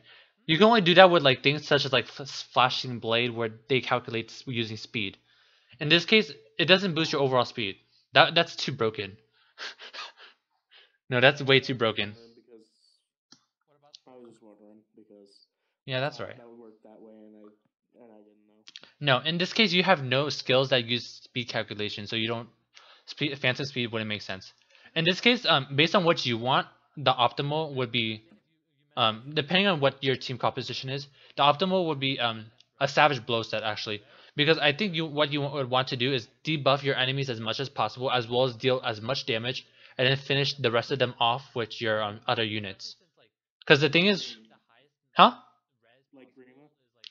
No, like for example, let's say you have like 4 units that you're battling, and you have your own 4 units, and everybody's positioned to attack all of them. Felicia can zoom in, debuff everyone, give them savage blow, damage 14 to everybody, as well as finish out the 1 unit she's attacking, and then your other 3 units can just come in, attack, defense, defense debuff, res debuff units with less HP. So that's basically like a quick sweep. That's the type. But if you want to do like an over, What you're saying is, excuse me. Pretty much what you're saying is I should go for like a sweeper Felicia. she's basically like a pseudo sweeper. She doesn't, because sweepers typically like attack everybody themselves and whatnot. But then in this, By sweeper, I mean she helps out the sweep. as like a sweeper is in like a broom, Yeah. just going over multiple units at once. Yeah. So basically, her weapon will allow her to debuff a bunch of people, and then they will on her savage blow combo will also allow her to be able to deal collateral damage to everybody. So for example, if you're so basically a unit can other units take 14 damage. It makes it a lot easier for your other units to like just sweep their enemies with lower defense and res and whatnot. There's one problem with my team composition that faces. What about it? I don't have armored boots. Are you putting Felicia within an armor emblem? Yeah, I don't have armored boots. Wait, who are you putting? Who are your teammates for Felicia? Vanguard. Are you trying to do a mixed emblem? What? Are you trying to do a mixed emblem team? Yes. Okay. Do you not have any other 5 stars? Because in this case, I wouldn't recommend that kind of team composition. I have a few other 5 stars. I'm working on making some more. Yeah. I could definitely go over your other heroes to review, but other than that, I don't think overall this team setting will be too great.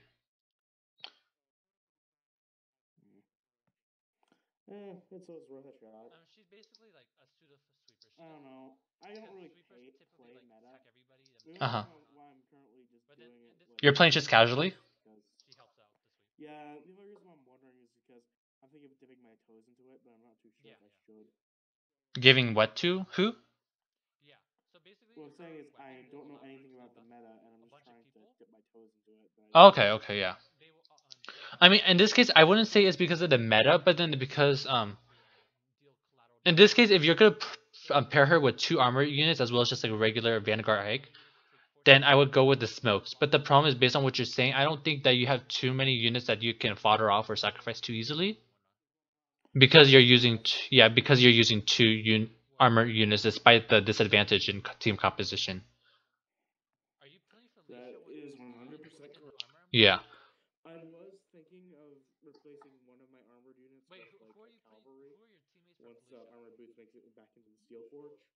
Yeah. I think you can actually create them, can't you? So like if you not yet? Okay. Okay. Once I actually get in there, though, I am running. Yeah.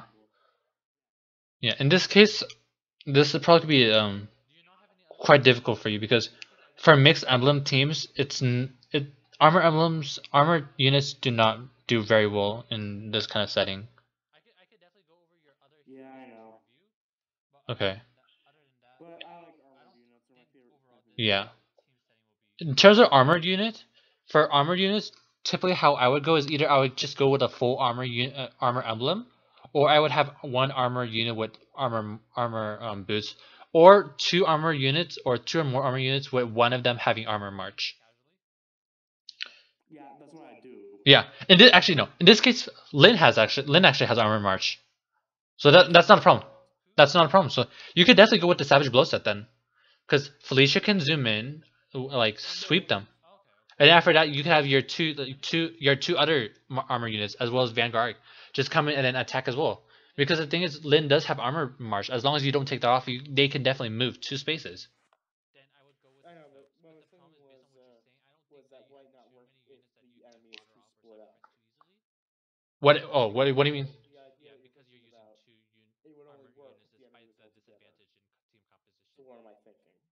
Are you saying like what happens if your units end up splitting up and they don't work that way? Yeah, what if the enemies are split up and I'm split up? Then the strategy just won't work. That's even better. Just hunt them down one by one. Point taken. That's pretty much what you do nowadays. Yeah, if they're split up, that means like they're too. You could easily home in on one enemy, and then they're too far away to like be able to like attack you during their phase. And then once they come closer, you could just home in on another unit. Yeah, that's even better. What? Yeah. Anyway. Yeah. So yeah, I would definitely go with the Savage Blow set. And then because Felicia does have the speed, I would give her Desperation because once she can double. And one last thing is that it depends. If do you want your special to trigger every turn, every battle, or every other battle? Every other. Every other than Glaciers would make sense. What? If you want your special to trigger every other battle instead of every battle, It like doesn't matter to me. Like, it doesn't matter. okay. Personally. So if you want it to be every battle, it would be Moonbow, because Moonbow has a charge of 2, and then you would be able to trigger on your second attack when you're in desperation range. And then if you want it every other battle, then Glacies makes sense. Or this is Glacies the 80% one, right? Yeah, it should be. Yes, it's 80% res. So if you finish off your enemy after attacking twice, your Glacies is ready for use for the next battle, and then you could just nuke the next enemy with Glacies. So yeah, that makes sense. It's all split up with Black Knight, right? Huh? What? You there? Yes, I'm there. I'm here. You saw Scooter with the Black Knight, correct? What? Can you say that again? Sort of cutting out. You there? Yes, I'm here. Great, Discord's crashing. Okay. Be right back. All right. Be right back. All right. Okay. So while he's gone, guys, sorry for anybody who was just watching the stream. I've mostly just been commenting on his stats and whatnot. So let's actually just go back to like all this to the actual gameplay, and then continue on with what the original purpose was, which was to go through like all the battles and whatnot to test out Eirika. So I apologize for anybody who I missed in the comments. In any case, let's continue. See. Okay, it's changed. So I was gone for way too long. Okay. Well, anyway, let's test the Eirika team with this map setting. Soonish, you have good taste in Eirika. I mean, like, I did play the GBA version, the FE8, and I really liked her as a character. Ephraim as well. Like, those are like obviously royals. Like when you're playing with royals, it's like so fun. But my favorite for like an all time sake is Hector. Like for real, Hector is my life. Well, can I tell you something? There was one really stupid moment with Eirika, though. Excuse me, can you say that again? I can't hear you. There was one really stupid moment with Eirika. One stupid moment with Eirika? Yeah, do you remember it? I can't hear you. I hear apparat. It was when she was handing the Sacred Stone literally to Leon, Oh my gosh. quote unquote. No, please stop. No, don't remind me. I'm sorry. Don't remind me. Okay. I can't deal with the stupidity of that scene. Oh, please don't remind me. She knows better by this point. I mean, like, it's kind of like their way of like trying to like improve the story. I mean, like the thing is, it's a GBA game that came out like 2004, 2005 ish. So they were trying to like, and at the time, honestly, like Fire Emblem series games, like they had really great story plots, like for their time of age. Like honestly, you have to admit that, right? Yeah, but So the problem with that one scene is that it completely defies Eirika's character. does it?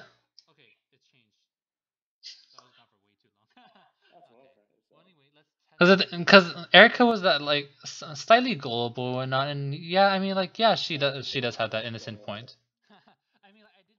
I mean, Ephraim's the more calm and cautious one among those two, but it just goes to show like how deep of connection they had with Leon. Like you know, like their childhood was like they were like BFFs for life. Like no one was the third wheel. They were all equally happy as friends and whatnot. By the way, I just thought something for my Zephiel build. What about Zephiel build? I wanted to ask you. What about it? What did you think of a Zephiel that was built like this? Wave Sword plus quick riposte. Are you saying an image? No, I haven't built it yet. I'm just Okay. thinking of it. Can you type it out so I could like read it through it? Sure. Yeah. Let me just start typing. I'll continue this battle. Bam. La Rochelle just nuking everybody. No hope for anybody.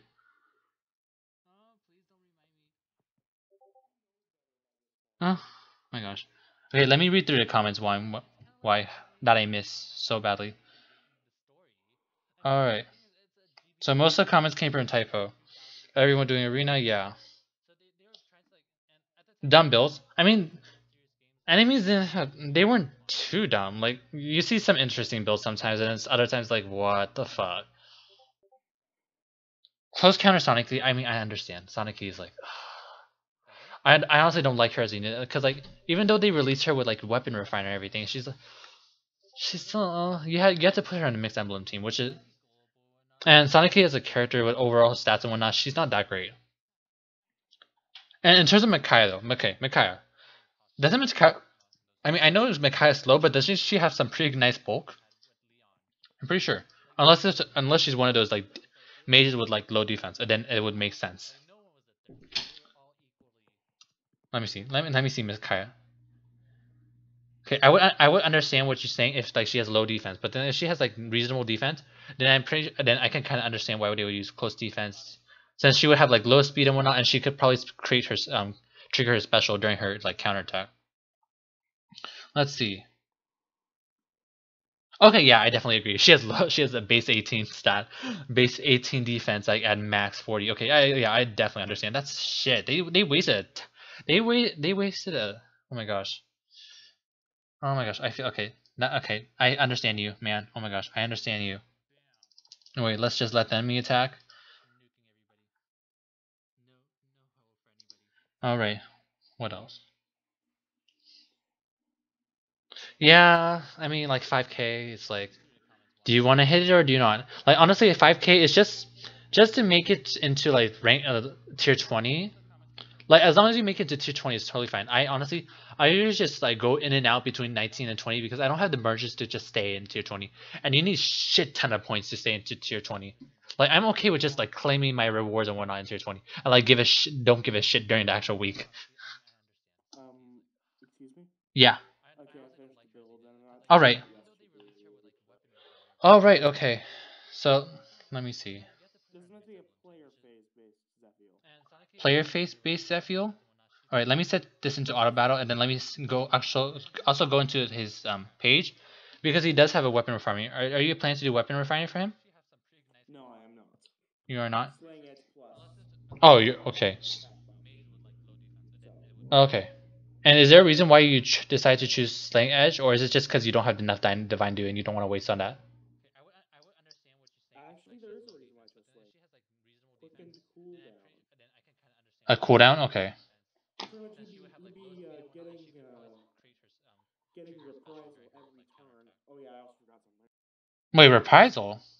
Um, Wait, isn't there better version of reprisal, like vengeance or something? Let me explain. I was planning on giving him Vengeful or Bullfighter. Maybe the SKB Vantage if that ever becomes an S skill. Slaying Edge, Reprisal, Fury 3, Threaten Defense, and for his support skill, I was planning on giving him that one skill that swaps your HP with Uh enemy huh. presence. So, like, let's say my ally has 1 HP. Yeah. They come in. Zephyl gets swapped down to 1. Then Zephyl kills someone really quick. Because Slaying Edge would cooldown would slow that will quicken the cooldown of freaking reprisal. And I was thinking maybe he could use Quicken Pulse in some way. I'm not sure. Okay, let me see. So Zephyl, quick riposte, QR, Fury, threats and defense riposte. Don't use Quick Riposte. Okay, yeah. Start Vengeful Yeah, I was like QR with Fury is like, oh my gosh. Okay, I can understand reprisal because reprisal is cooldown of 2 originally, brought down by 1 to 1 with Slaying Edge. And then instead of the S skill, I was planning on using. I was planning on using Quicken Pulse. Okay. And do you know if his weapon has distant defense, distant counter in him? No, his weapon does not have distant counter. Okay. Okay. Like honestly, okay. Zephyl. Let me actually search him up.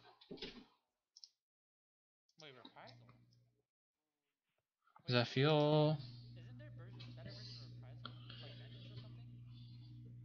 Okay. Someone posted a Morgan build, by the way. Morgan build? What do you mean? In your Discord, someone posted a Morgan build. Okay. Oh shit, I'm getting more updates. Oh my gosh. Okay, let me set this back into auto again.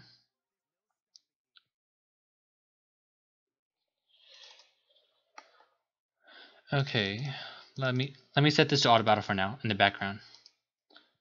So let me go through again. Slaying Edge, Quicken Pulse, Bullfighter, Reprisal, Reciprocal Aid, or whatever the skill is that swaps your HP. Are you putting Zephyl in the armor emblem team, right? Yes. Yes, he better be. And Slaying Edge, Threatened Defense, Fury, and Vengeful or Bullfighter. Okay. This kind of reminds me of the Grand Hero Battle Sephiel a bit, because he does have things such like. I think he had threats in defense, maybe? Anyway, let's see. Like, I'm trying to turn an already existing build of Black Knight Uh into huh. something better. Uh huh. And do you know what his Slang Edge buff is? Weapon refinery is? Slaying Edge makes it Is it Slang Edge defense plus? changes buff. I'm not too sure. I was thinking of either making it plus defense or plus or plus attack. One of the two. First and foremost, I'm just gonna say up front, you're not gonna battle a mage with this, for sure. Oh, I already know that. Yeah. If I got low mage with that, that's dead. Yeah. In this case, I would give him plus defense so that he could deal with melee units better. Because he has 38 defense, and to bring it up to 42, 42 defense would make it a lot more threatening. Let's see. Fury would bring it up to 45 defense base without any buffs. And then I would give him ward armor and then hone armor. So Yeah. Let's see. I don't know if I want to get. Okay, I can understand Reprisal because he has a shit ton of HP, but the problem is Reprisal doesn't work too well with Vengeful Fighter. You know what I'm saying? Because the problem with Vengeful Fighter is that it does have a HP threshold, I believe. I believe both of them have HP thresholds, right? Let me search just to make sure. I'm not sure which one does which, sadly. Vengeful Fighter doubles, lets you attack twice on the enemy phase, and Bullfighter lets you attack twice on the player phase. Okay, then I want Bullfighter. Okay, I would not use Reprisal with this set, and the reason why is HP it has to be greater than 50% or equal to, and so the thing is, you at most you can probably go with like 20 something damage, that you take 27 something damage, but once you go below that threshold, you lose all possibilities of using Vengeful Fighter, and Vengeance So and what you're saying is that I could probably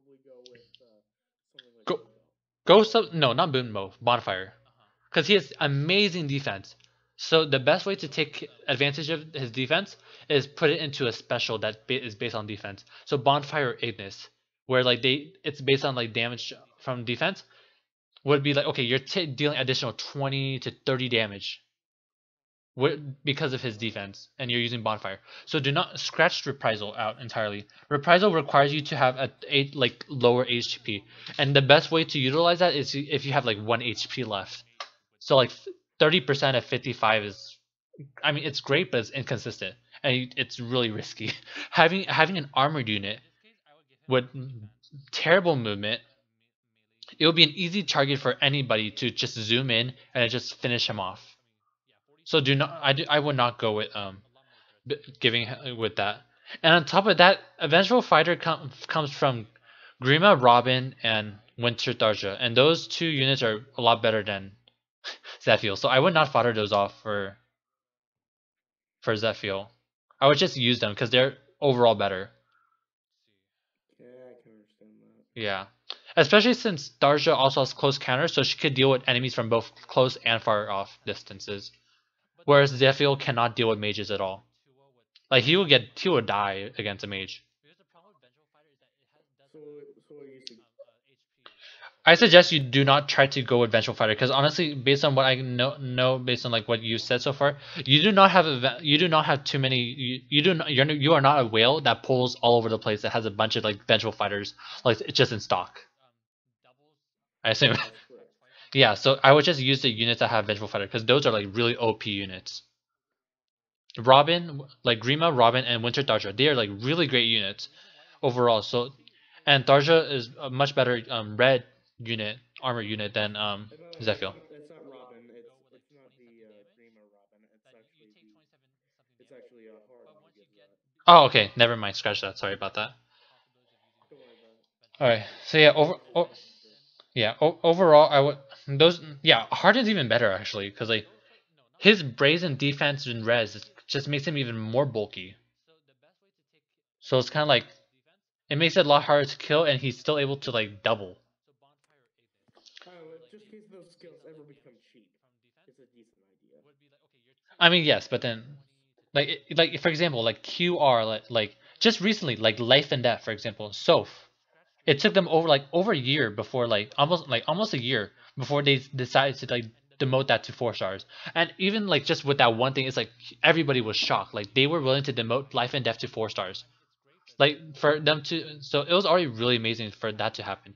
So for something like Vengeful Fighter, Bold Fighter to like to be demoted to 4 stars, that's gonna take at least another year, at least in my opinion, because those are like hugely powerful skills, and they're a lot better than Quick Riposte.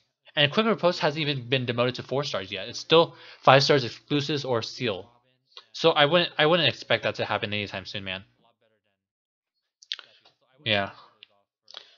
So overall, I would just keep Vengeful Fighter off because like Vengeful Fighter would be better off with their other units. I would be okay with it if you said like you don't want to like keep those two or like you just like prefer to have Zephiel like throughout. But then overall, Vengeful Fighter. I mean, okay, I would understand then. Okay. Oh yeah, actually, when you play this video on stream, it's one of the best videos I've ever seen. What video? It depends, cause like the thing is, I don't, cause the thing is, if I play video and whatnot, I like videos. They do have like copyright issues and whatnot, and that kind of thing. I think I would also have to like contact the person to play that as well. So there's a lot of issues with that. I never even tried that before, but I'm pretty sure. Okay, well, let me.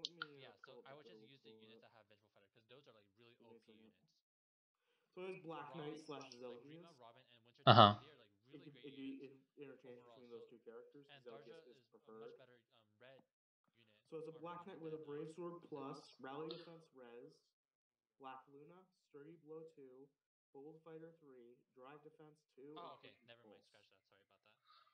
Quicken Pulse. It's also plus 2. Are you talking about Black Knight? Pretty much what this does is pretty much make it so a Black Knight will trigger Black Luna within a hit. Twice in one battle? Is that what you're saying? Yeah. Pretty much during battle, Black Knight will trigger Black Luna every single hit. Every single hit. Almost. Pretty much every 2 hits, he will trigger Black Luna. Yeah. Okay. Yeah, I understand that. So, let's say that he attacks, and then an enemy attacks with the Brave Sword, then triggers Black Luna. Wait, does he have the Brave Sword, or does the other unit have Brave Sword? He has Brave Sword. Okay. Does he have Heavy Blade on him? No, he has No. Sturdy Blow because Heavy Blade didn't exist at the time. Okay. If you want, I can send you a picture of the build. Hey, you could send that. But then honestly, I should probably like check out the other unit that Zordon sent first through Discord. Gosh, I have so many tabs open right now. Alright, tab out, tab out. So many tabs. In any case. So I think right now I should probably like just finish reviewing your the 3 units, Lynn, Grima, and then also Felicia. That way I could like move on for like other people who also have their units as well. So let's just finish that off and then like review everything. Oh my gosh. I should probably change the title for that as well for my streams. Let me just change that real quick. Plus reviewing builds. Alright.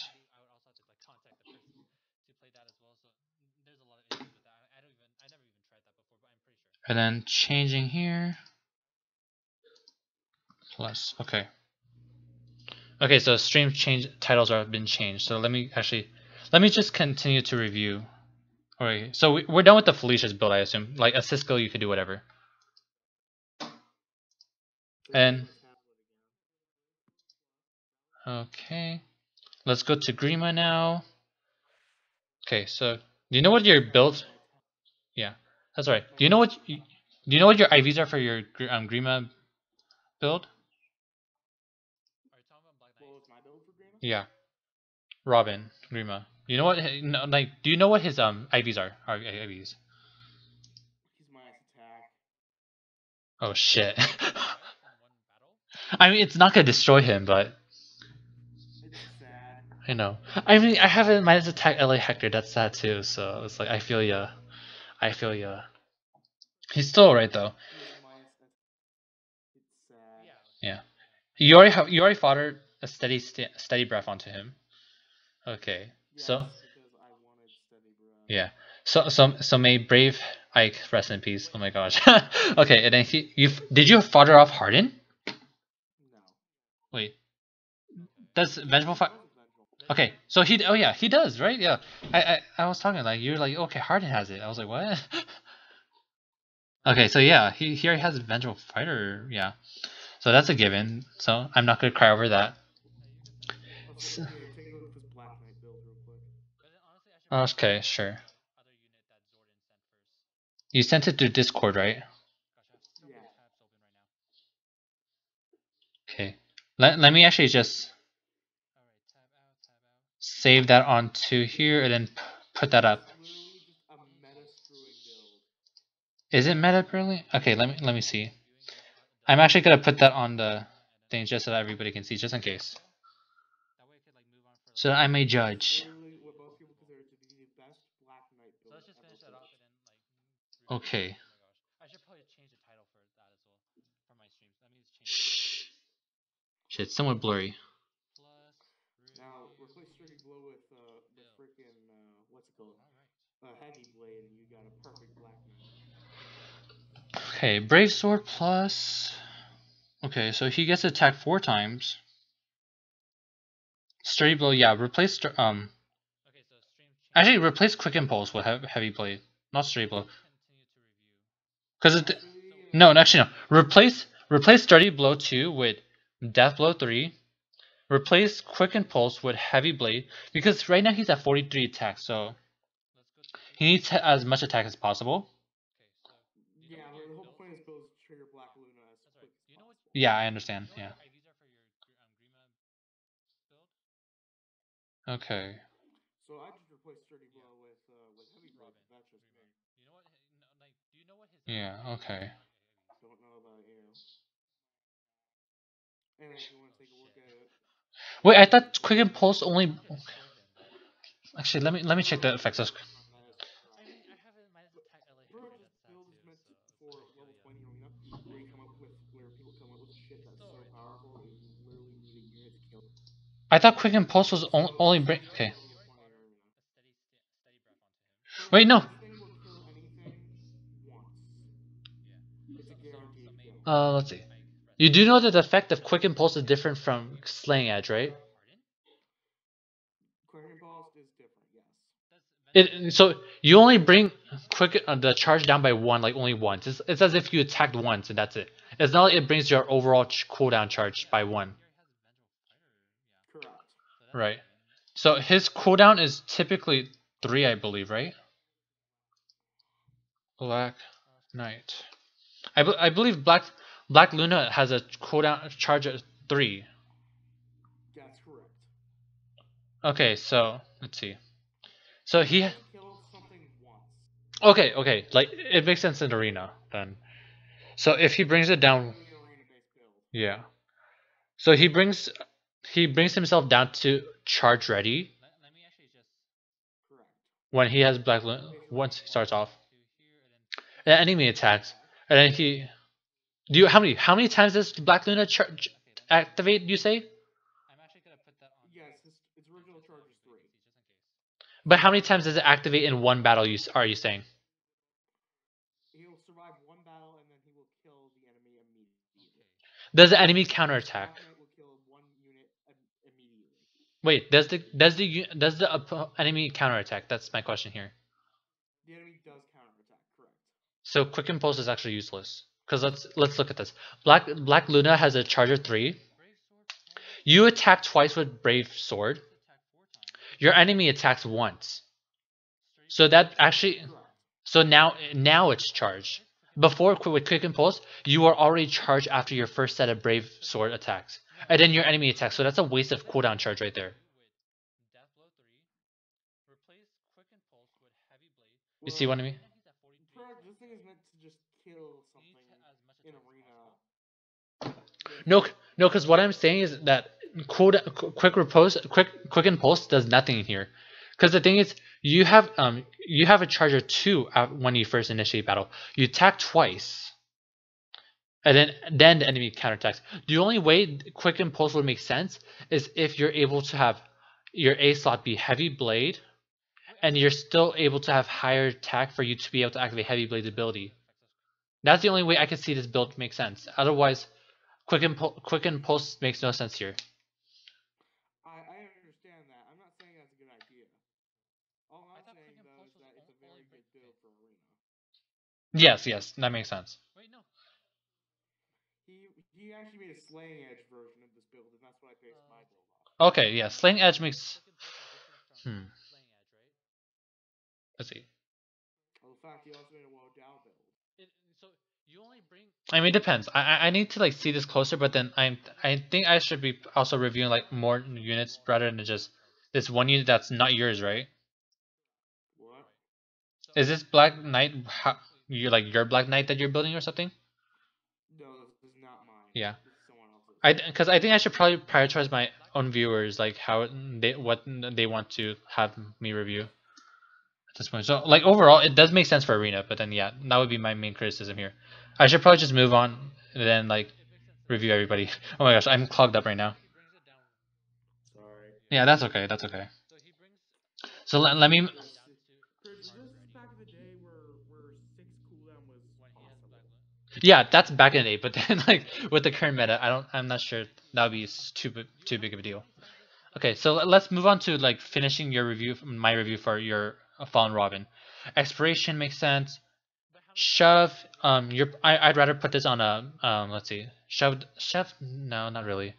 You would probably be using pivot or swap instead because he is armored. Those are usually your two go-to assist skills. So pivot if you're using a mix emblem. Swap if you're using an armor emblem. I use pivot personally for all my armor units because I have like something like someone like Robin who like could just push everybody forward movements. But otherwise, change shove out. Ignis. Let's see. Your enemy attacks twice, so it makes sense that you could use Ignis in here. So yeah, Ignis is definitely doable. Especially wait a second. You have Steady Breath and Vengeful Fighter. They don't stack. Wait. Yeah. They don't. They don't stack cooldown charges. Fuck, did you just waste off of Brave Ike? I might have.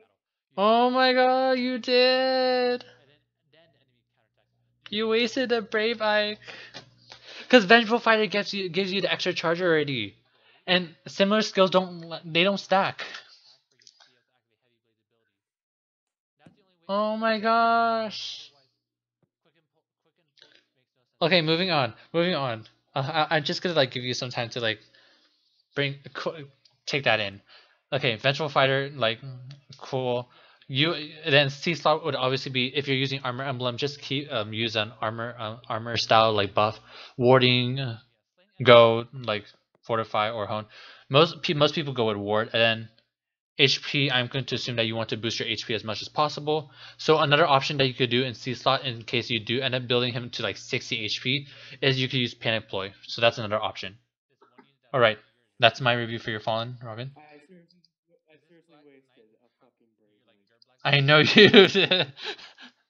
We've been talking so much about debating all about this like Steady Breath and whatnot, and then like now I just realized you wasted it.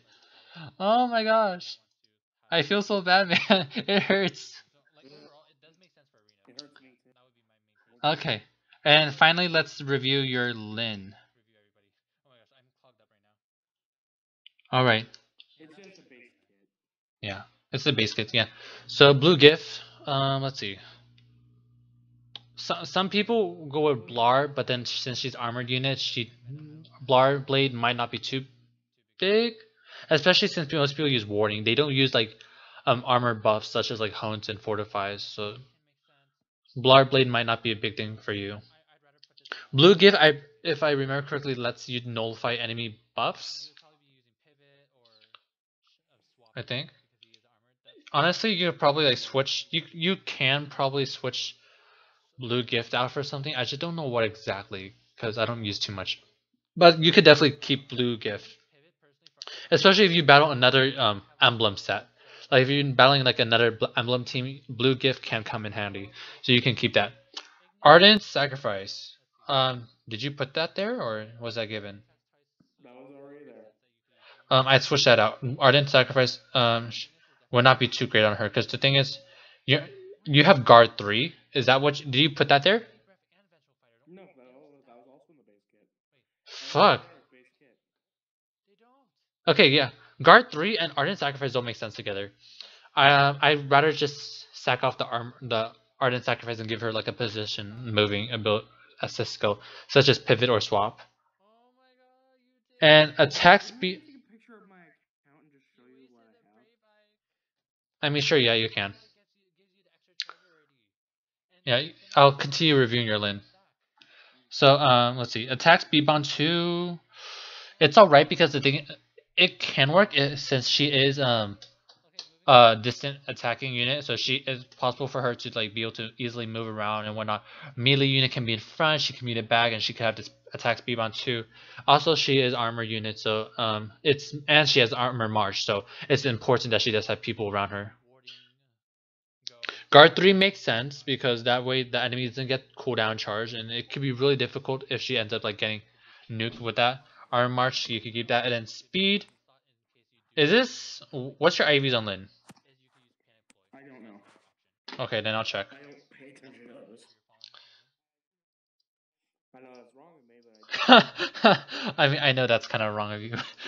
IVs can have a huge impact on your units, honestly. So let me check.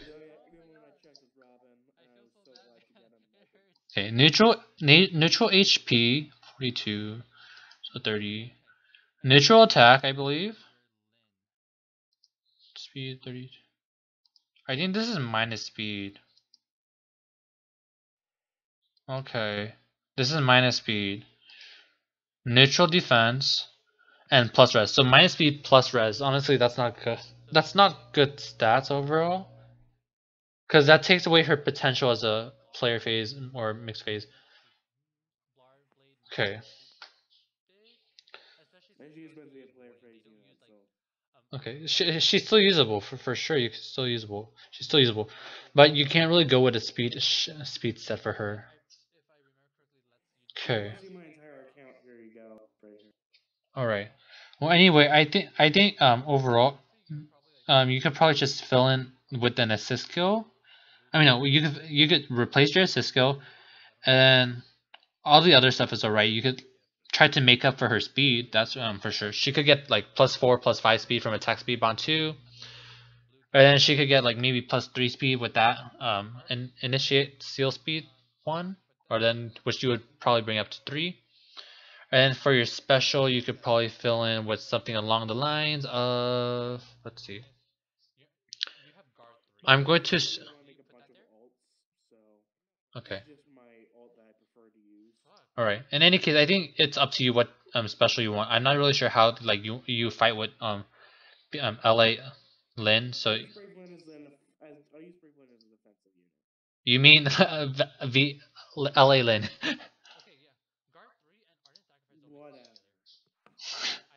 All right. Okay. Oh, so you are a new player. You're a very new player. Oh my gosh. Okay, so this is definitely doable. No, with your units. I thought you had less than fewer 5-stars in this. Oh my gosh. Okay, you have Katarina, Fiormia. Yeah, this is definitely doable.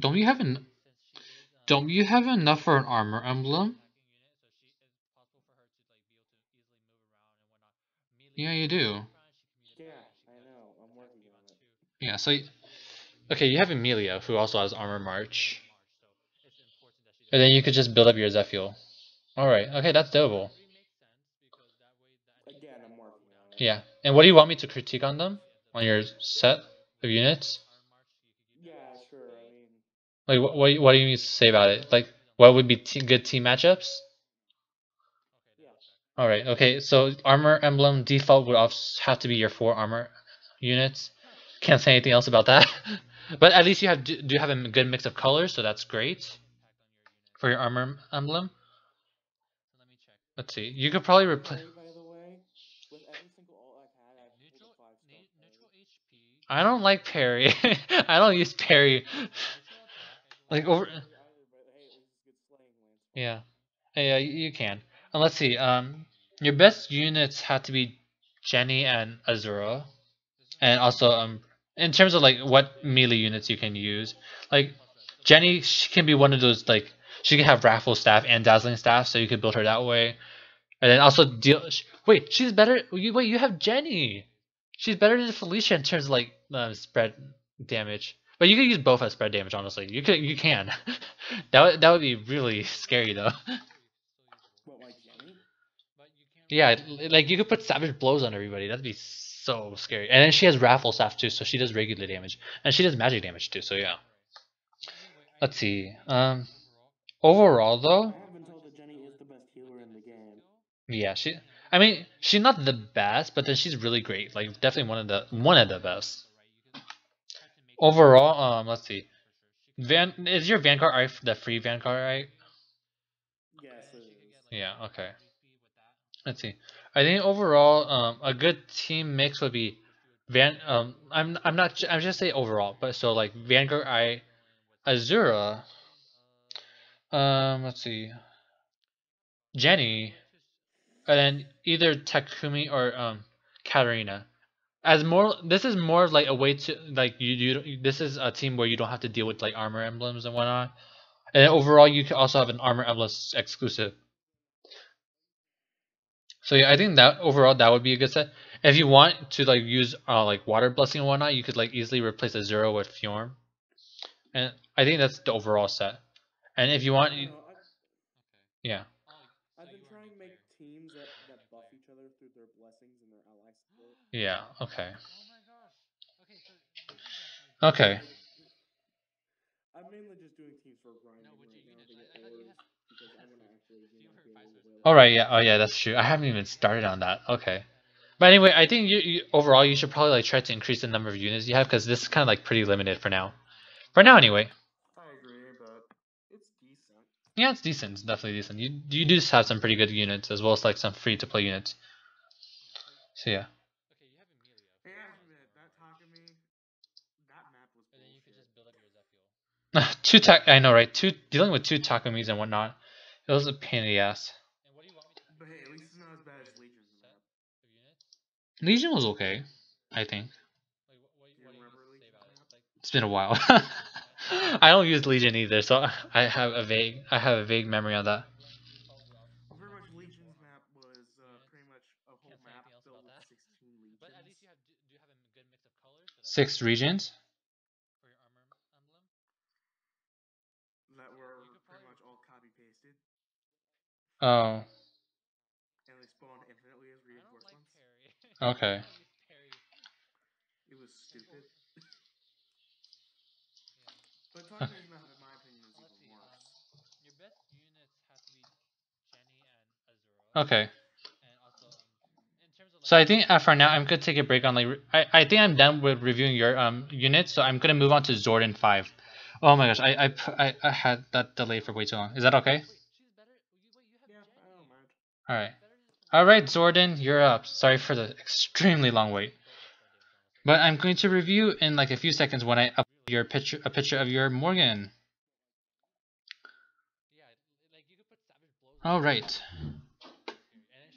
Morgan, you are here.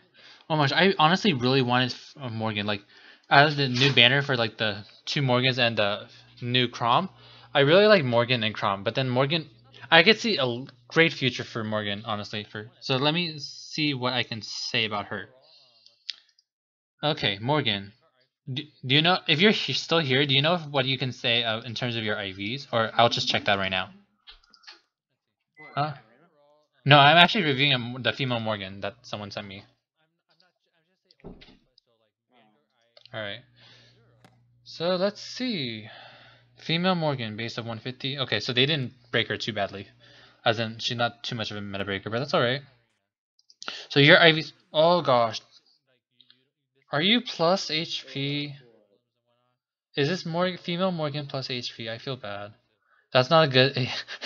that's not a good thing to be buffing. Like HP is typically either neutral or minus. You don't want an 8 plus HP. Alright, let's see. What's your Bane? Oh my gosh. Okay. Blar Serpent has how much power? Let's see. It has a power of 12. And it is upgradable. Okay. So it is 12, so you are base 34 power, neutral attack, neutral speed. Honestly, the minus speed is also okay. No, it's not.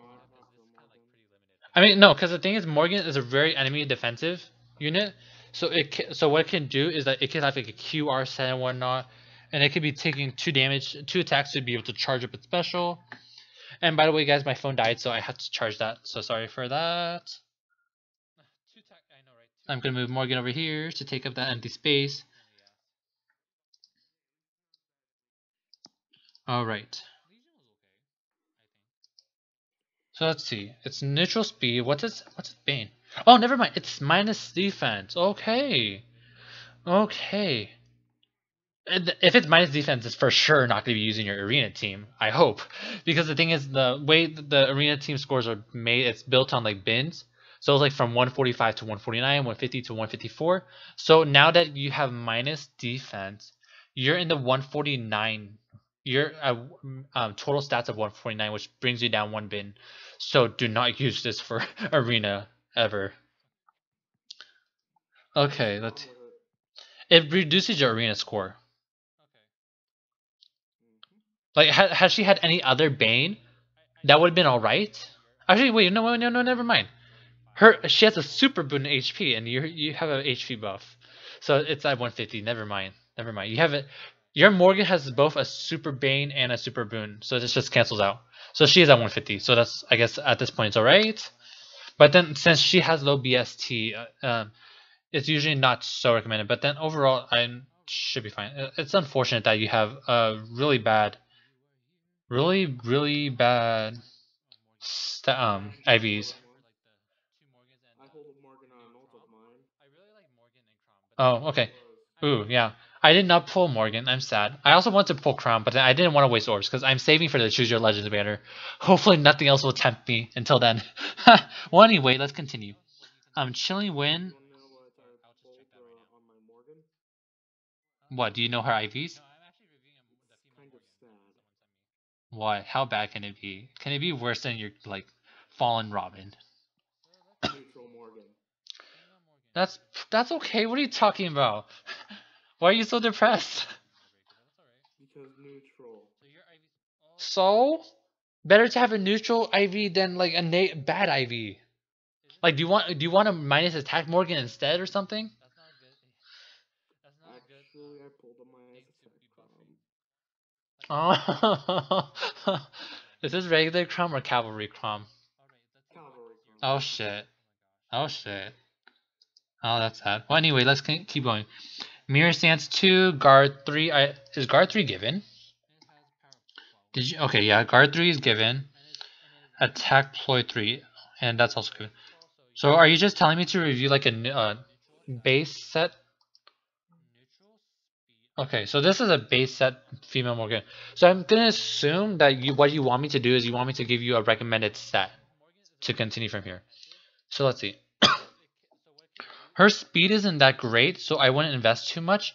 Okay, so when she first came out, female Morgan, I was thinking because like her Blar Serpent gives her distant defense 3 within her weapon, right?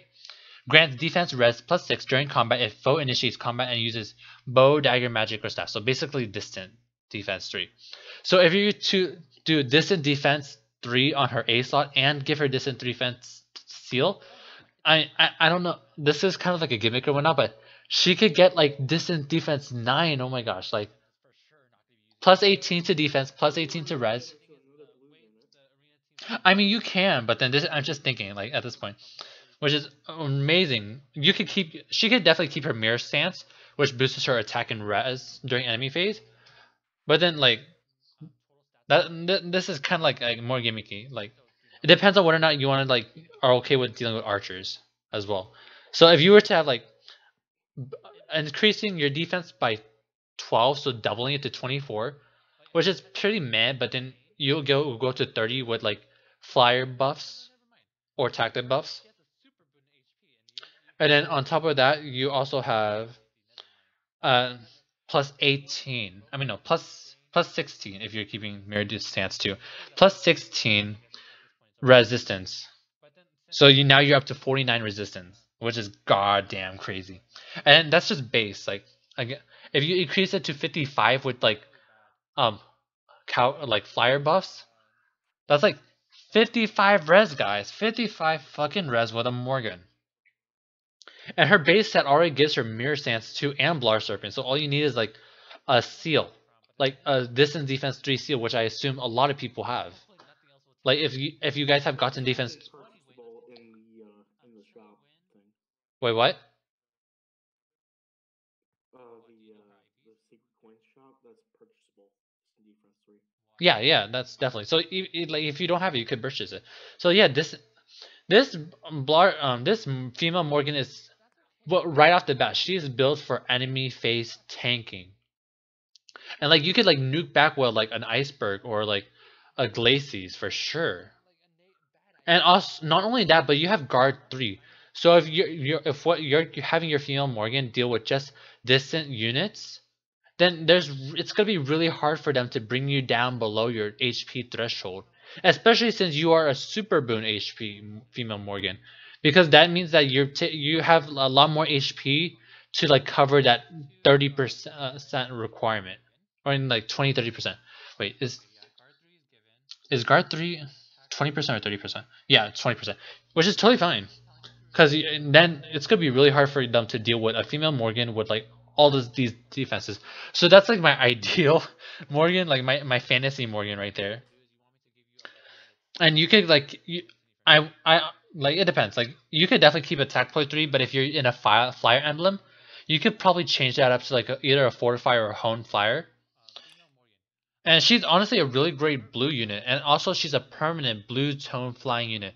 So she's a really great unit to be investing in because she's not going anywhere. She's not a limited time unit as well. And as for assist skill, I'd probably give her let's see, probably reposition, because she's a flyer, because flyer units can like easily reposition like all over the map, especially over mountains and stuff. So that's really great. Let's see. Finally, I think. And it's like 1 in the morning. Oh, are you going to bed now? All right. Have a good day. All right. Thanks. If you want, did you follow and subscribe? Shit. All right. Well, anyway.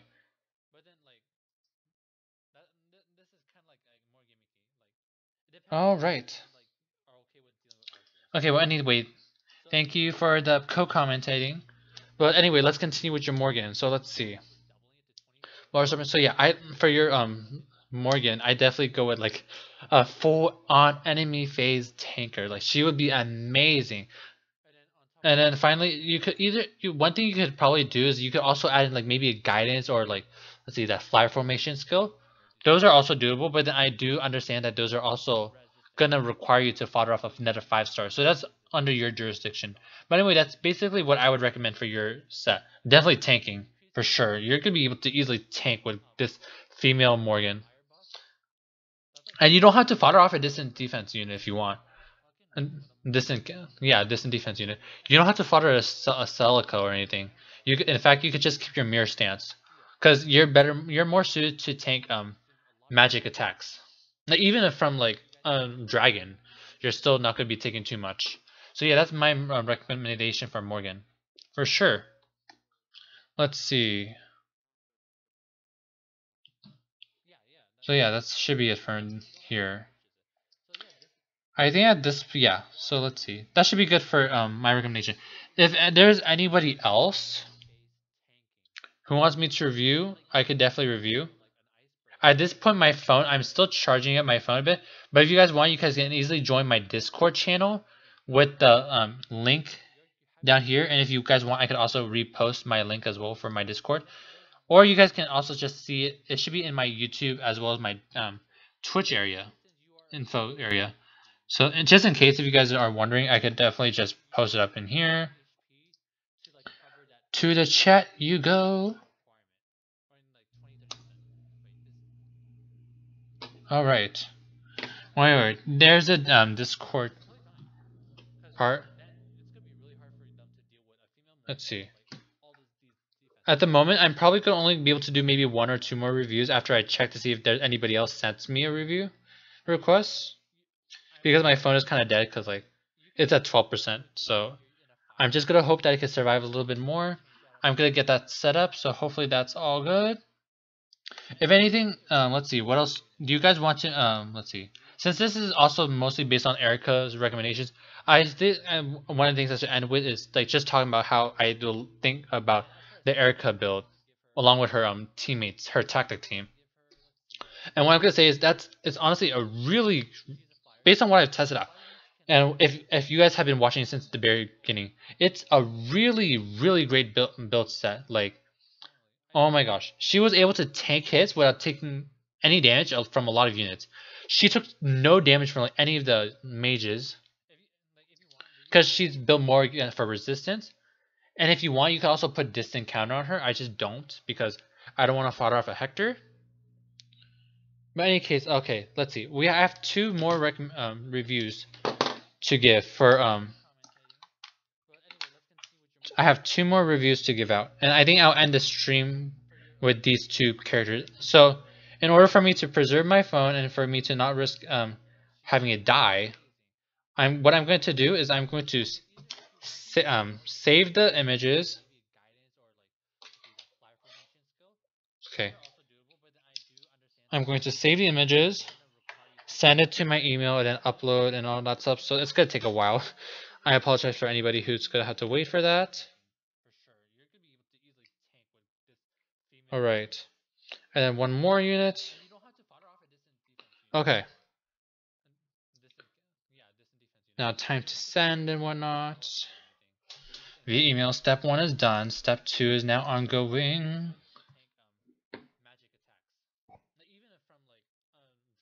Oh my gosh, what's taking so long? Do not load on. Do not take too much time on me. Fine, I'll just do it through Messenger. Alright.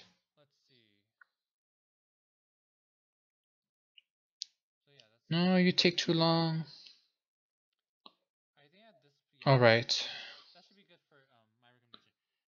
Well, anyway, while I'm waiting for everything to load up, I'll just continue talking about my Eirika build. Eirika was definitely an amazing character for me to like build. Overall, she was able to take a lot of hits. She was able to double, like, I did not see her not double at all. Like, she was doubling all the units, which is amazing. And on top of that, she was able to take very little damage and finish, like, deal shit ton of amount of damage. And the reason why is because she starts off with about 150 BST, which is meh. Like, when she came out, she was like a 150 BST, which is kind of meh. But then overall, with her new character weapon refinery and whatnot, as well as like the way you could set up her teams, you could give everybody a tactics C slot skills, and what that does is that enhances like the quality of what a mixed emblem can be. So basically, people can be like, "Oh right, I can just do this or that," like have everybody like just gain the buff. So what happens is that she can get a buff from the attack tactics, defense tactics, res tactics, and she could give back with her own hone speed. So she has hone speed, I believe, as a given, which is amazing. And finally, overall, she can even give the hone speed buff to other people. And what happens is that she ends up getting 3 areas of boosts. She could get attack, defense, and resistance boosted, which is pretty great. And let's see. And from there on, she was able to like increase her own speed by 4 as a spur. And on top of that, she's also able to get 6 to attack, defense, and res as spurs as well. So overall, she was able to bring herself up to 12 points per stat except speed, which was boosted by 4 instead. And she's also able to bring up her yeah, so she was able to bring more up later on. And finally, she was also, if you guys are wondering, you guys can also go on and try to like give her your other units drives or spurs, which would increase her attack power or her stat buff by an additional 9 to 12 points, which is really broken, like honestly. So let's see. Overall, I'm almost set. So yeah, that's gonna be my review on Eirika's team. Definitely great as a mixed emblem. I think overall she can be a meta breaking unit because she, with her weapon refinery and whatnot, she's basically pushing forward for a mixed emblem team, and that's basically what all the tactic skills have been starting. Like they were like the foundation of like how you pushing forward for emblem teams. But now with Eirika adding into the fact that she can like take all these and then amplify that even more, she's gonna really push for like all her of her increases in terms of like her own buffs and whatnot. So that's gonna be my review for that. Finally, let's move on to like the 2 units that people sent in for me. So let's take out this Morgan. So hopefully I was able to give a nice review for Morgan. I definitely think she would be a nice enemy tanker. That's my stance on her. So let's start off with the Cordelia because she popped up first on the list. So Cordelia, okay, she's really great, honestly. Life and Death 3, Fire Sweep plus, Lance plus. Definitely makes sense. Drag back, okay. Then Heavy Blade 3. Okay, so that's extremely high attack. Is this a plus attack? Plus attack minus defense, Cordelia? I can't see any other way with this because like her stats are really great. I mean, I know it's a +4, but still. Okay, so it definitely doesn't make sense that you'd be using Heavy Blade because a lot of times if you're not dealing with like a merged unit, their attack level is not gonna be that high. So Fire Sweep Lance plus, let's see, it definitely allows you to attack twice. So 4 times you can like being able to, you could attack twice, which in case would give you 4 charge. That's not going to get you to trigger Gale Force, but then Drag Back allows you to retreat a bit. Makes perfect sense since she is a Fire Sweep Lancer. And then on her second attack, she's able to activate Gale Force, which is really great. So overall, she is actually, I can't really say anything about her. Overall, she's really great. Like overall, I think you just gave her the standard, like the standard optimal Fire Sweep Lance build. I can't really say anything about that. The only thing I can say is maybe her IVs. Let's see. Let me search up her IVs. Cordelia.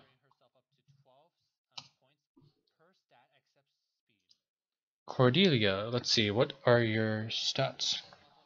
157 BST. I could probably make some guesses as to what her overall stats are based on like her buffs. So she has 42 HP. Neutral. I'm just gonna say neutral HP. Fire Sweep Lance. Is that minus 14? Let me see. Fire Sweep Lance. Let's see. I think it's 14, right? No, it's 15. Okay, 15. So 15 reduced by. So she has 37 attack. 37 attack. Okay, so if she has 37, so she's neutral attack. I'm gonna say in this case, because she has 38 at attack plus IVs. She has, okay, so she has 40 speed, which I'm gonna assume is plus speed. Yes, plus speed. Defense is 20, so let's see. I'm gonna say she's minus defense. Yeah, plus speed minus defense. All right. Yeah, I honestly can't make any criticisms about your Cordelia. It's really great. It's built perfectly. You have drag back to ensure she doesn't get attacked later on. And since she's a flying unit, she could go over terrain as well. So she has that as well. The only thing I can probably say is like whether or not you can choose between either drag back or just hit and run. Though yeah, either one works. Drag back does have the hit and run ability in. It's just whether or not you want to like drag back your enemy in case you don't finish it off. So like if you have like another melee unit based flyer, you can maybe like fill in that gap by pushing your flyer in front. It's honestly based on your what you want. But yeah, definitely great, definitely great. So I can't really say anything about how you should change that. So now let's move on to the Joshua. I personally like Joshua. Because I did somewhat build him, but I didn't complete his build. See, Wudao Plus. So you're taking out his Adulma, and let me search up his him up. So in this case, I'm assuming you decided that Wudao was better than his actual weapon, I guess. Let's see, what was his effect yet? Okay, I know he gets +3 res, or maybe it was +5 res. Okay. Okay, so let's see. So you decided that acceleration was not worth as much as a Wudao effect. I would disagree in this case, especially because you're using Aether. And his Adulma can definitely bring his Aether down to 4. I'm also going to assume that you have Aether there because you want to get arena points. So I'm going to say, okay, if you want to keep Aether for arena points, then you definitely can. Because Aether does give you boosted arena points. Wrath, okay, you sacrifice. Yeah, it makes even more sense than to use his original Adulma, because if you have Adulma reducing his a cooldown to 4, then you also have Wrath, which continuously reduces his cooldown every turn. And I believe Wrath can do like a double. I believe Wrath. Okay, I just want to make sure that I'm getting his the description for Wrath correctly, because it's been a while since I've used Nephany and everything. If unit's HP is less than or equal to 75%, special cooldown charge -1 turn. If special cooldown triggers, special triggers by attacking. Okay, special triggers 10+10. Yeah, it makes even more sense to use Alduma then, because he could just continuously reduce the Aether. He could reduce it to 4, and then Wrath 3 can just continue to reduce Aether. And then its cooldown is only going to really be affect them. Wrath 3 will only be really effective if you're triggering your Aether as much as possible. So it makes even more sense to use Alduma, especially since Alduma it's a legendary weapon, so it gives increased arena points. It has res, I think, +5. So he'd be up at 36 res. Excuse me. And he gets accelerated trigger cooldown. So yeah. I mean, I'm sure you're using Wudao Plus just to increase damage. But you already have Wrath 3 offering that +10 damage anyway, so I don't see why you need like +20, especially since Joshua is by no means weak. He can deal damage. So yeah, I'd go with his original weapon in this case. So yeah, that would be my main issue. And yeah, Speed Ploy 3, you're using Speed Ploy 3 too. You're calling for Alduma. Because his res would go up to 36. That makes it much more easier for you to trigger Speed Ploy 3. And then you have Close Defense 3. Okay. As your... Wait, he already has Close Defense 3. I mean, I guess at this point you want Fury to be able to reduce your HP enough to trigger Wrath and whatnot. So that's understandable. Okay. Okay, so overall, definitely go for Alduma instead. My only major concern here is that you have Aether with Wrath 3 and Fury 3. So it's kind of a discrepancy whether you want to try to keep Aether and then Wrath 3, because they're somewhat counterproductive, but you do have Fury 3 to make sure you do take a little bit of damage for recoil. And then if the enemy attacks you, then you're probably going to fall down into the 75% range. So I guess if that does happen, then you're totally fine. So overall, that's going to be my review over it. I for sure 100% believe you should switch back to his Eldulma. I don't like Raph.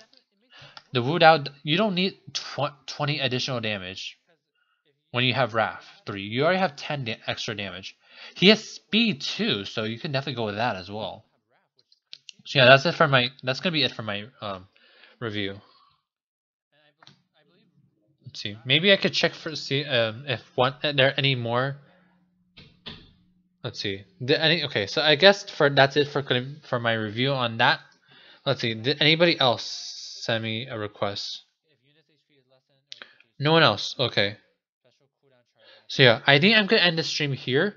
Hopefully you guys enjoyed the stream as much as I did. I had a lot of fun today playing around with Erica and her tactics team. And overall, it was also overall really great day for me because I was able to get a good rough draft for my project VR project down. Like early today, we were able to push our project into GitHub and everything, and we're going to be doing a demo soon at our university. And then after this, Erica's tactic team was great. I was able to get for the first time in my stream, was able to get a co-commentator. I forgot that was actually a thing. I watched it happen, but I didn't realize how that. I didn't really know how that happened. But then that was really fun too. I was able to like go over a lot of fun builds. I feel like I was able to get a great giveaway and great advice. So hopefully that's great. Okay, so more comments. So let's see. I wasted a bunch trying to get Drake. Only got Media Lily. Or should I spend 3 out of my 5? Or wait. 3 out of 5, I'm assuming this is...